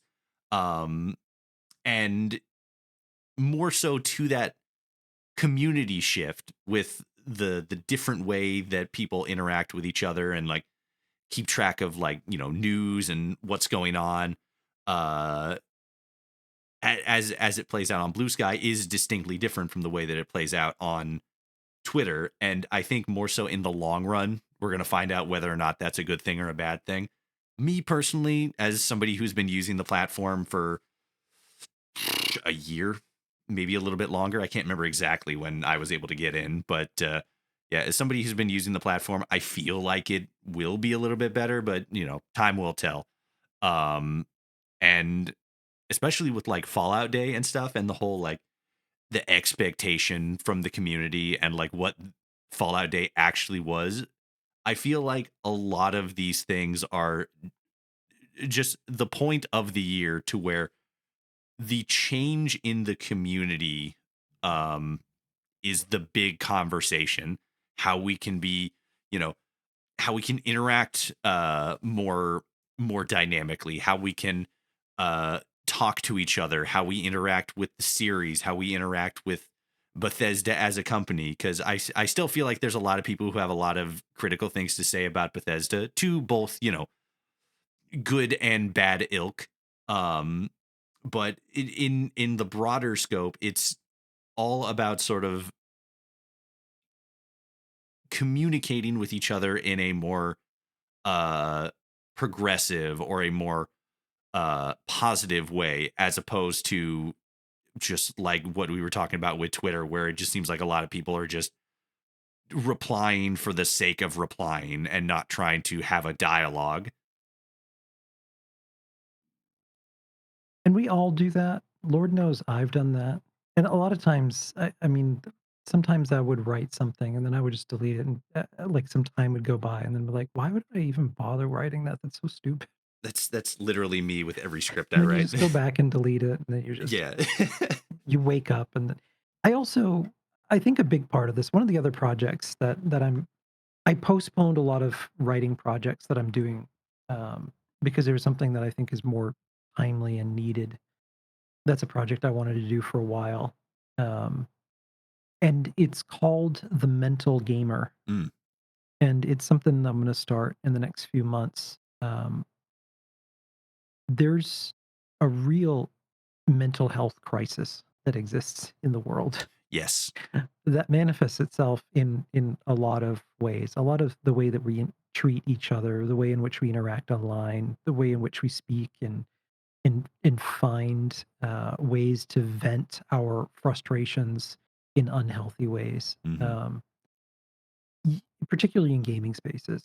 Um, Something that doesn't exist, and I want to, is to create a podcast where actual experts come on and talk about particular topics and give people actionable, healthy advice and even understanding, because social or mental health is so heavily stigmatized that we don't talk enough openly about what some of the real problems are.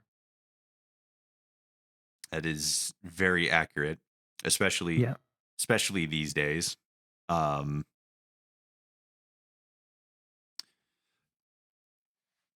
so first of all, we didn't really do this at the start of the at the start of the podcast, but Ken, happy holidays, Merry Christmas to Thank you, you and man. yours. Yeah. Um, what are you sort of hopeful for in 2025? Like, as we talked about before, we have the big thing for 2025, which is going to be the Ghoul update. Um, and then I, I don't, it always it's always kind of a like, will they, won't they, as far as like how quick a studio will move with getting projects out. So like maybe we'll see. Fallout Prime stuff, maybe not. But as from your perspective, what are you looking forward to, and what are you hopeful to be able to achieve or experience in 2025 as far as the podcasts go, the Chad podcast, whether or not you're going to put out any more stuff or even release the first episode of Ocean Song, progress you're hoping to make with building up Fallout for Hope. What are you looking forward to going into the next year? Hmm.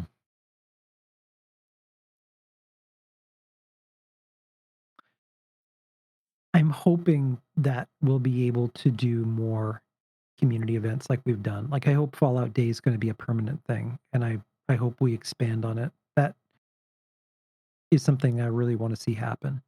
In the same way that to see the Pioneer Saloon event grow and happen. If anything, I'm hoping that 2025 and the years to come will mean that Fallout can be so much more than just a game and really be a place that people can come to connect. And it doesn't matter what form of Fallout you play. I really want that to happen.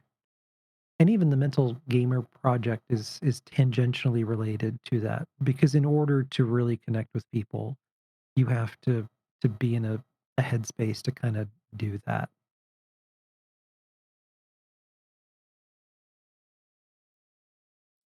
It's lonely out there. It is. I think everybody feels it, and I feel like we're getting lonelier. But at the same time, it's especially when we flock around like different media property, because I think media is one of the easiest things to sort of congregate around. Yeah, You can always there's always people who congregate when it comes to like politics, religion, community action, civic engagement, stuff like that.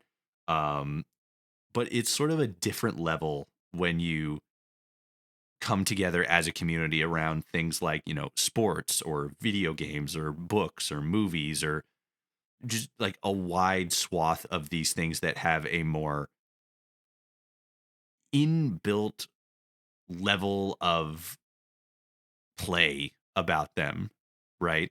Because even when you're like reading a book or listening to a podcast, there's some part of your brain that's engaged in a similar way as you are when you are engaged in acts of play like video games or, again, sports.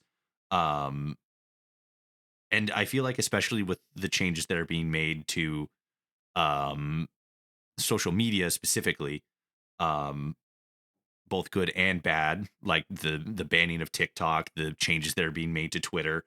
um I guess those are both kind of bad depending on where you land on it. But the humans are nothing but adaptable, and it's always interesting to see how people adapt to different situations. And when it comes to gaming, it's a lot easier to put more of yourself into that sort of adaptation process, because there's more of you that's attached because of the level of enjoyment you get out of it in relation to the act of play.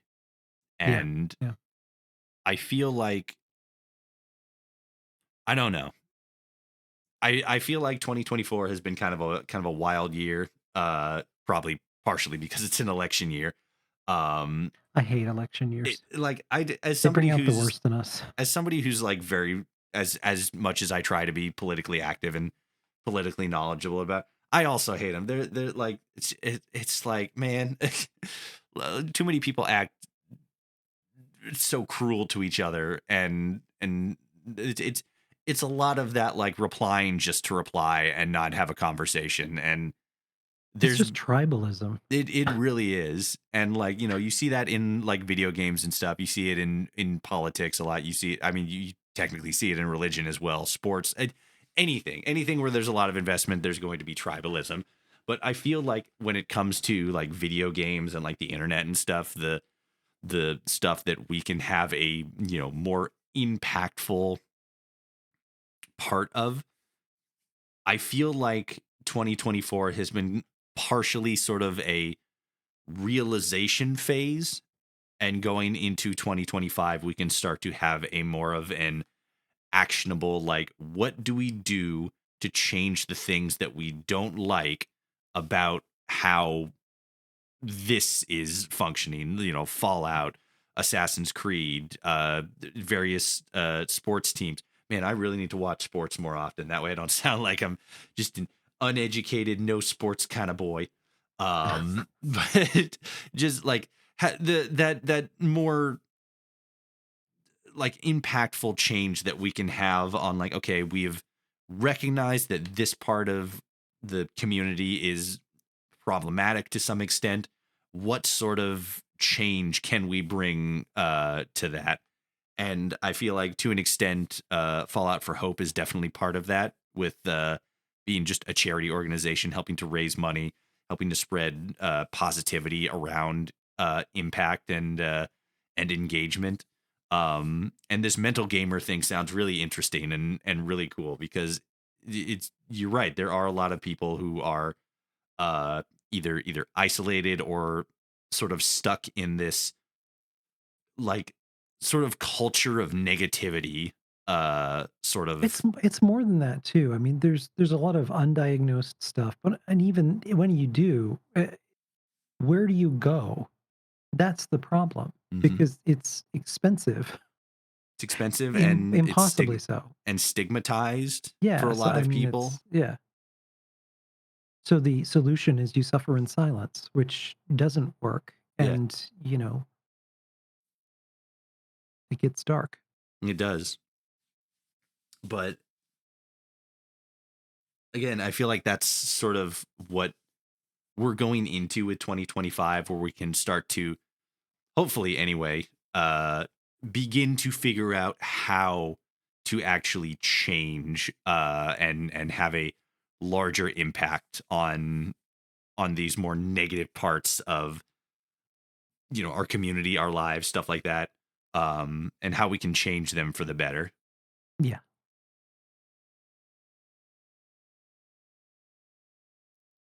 Thank you for listening to my conversation with Kenneth Vigue, creator of the Chad Fallout 76 podcast and the Fallout for Hope charity initiative. If you enjoyed this episode, be sure to follow to be notified of future episodes, and consider subscribing to our Patreon, where your monthly contribution will go towards improving the quality of transmission, helping to keep episodes ad-free, as well as helping to decrease the time between uploads. Until next time, dear listener, I thank you for tuning in, and I will see you out there in the wasteland.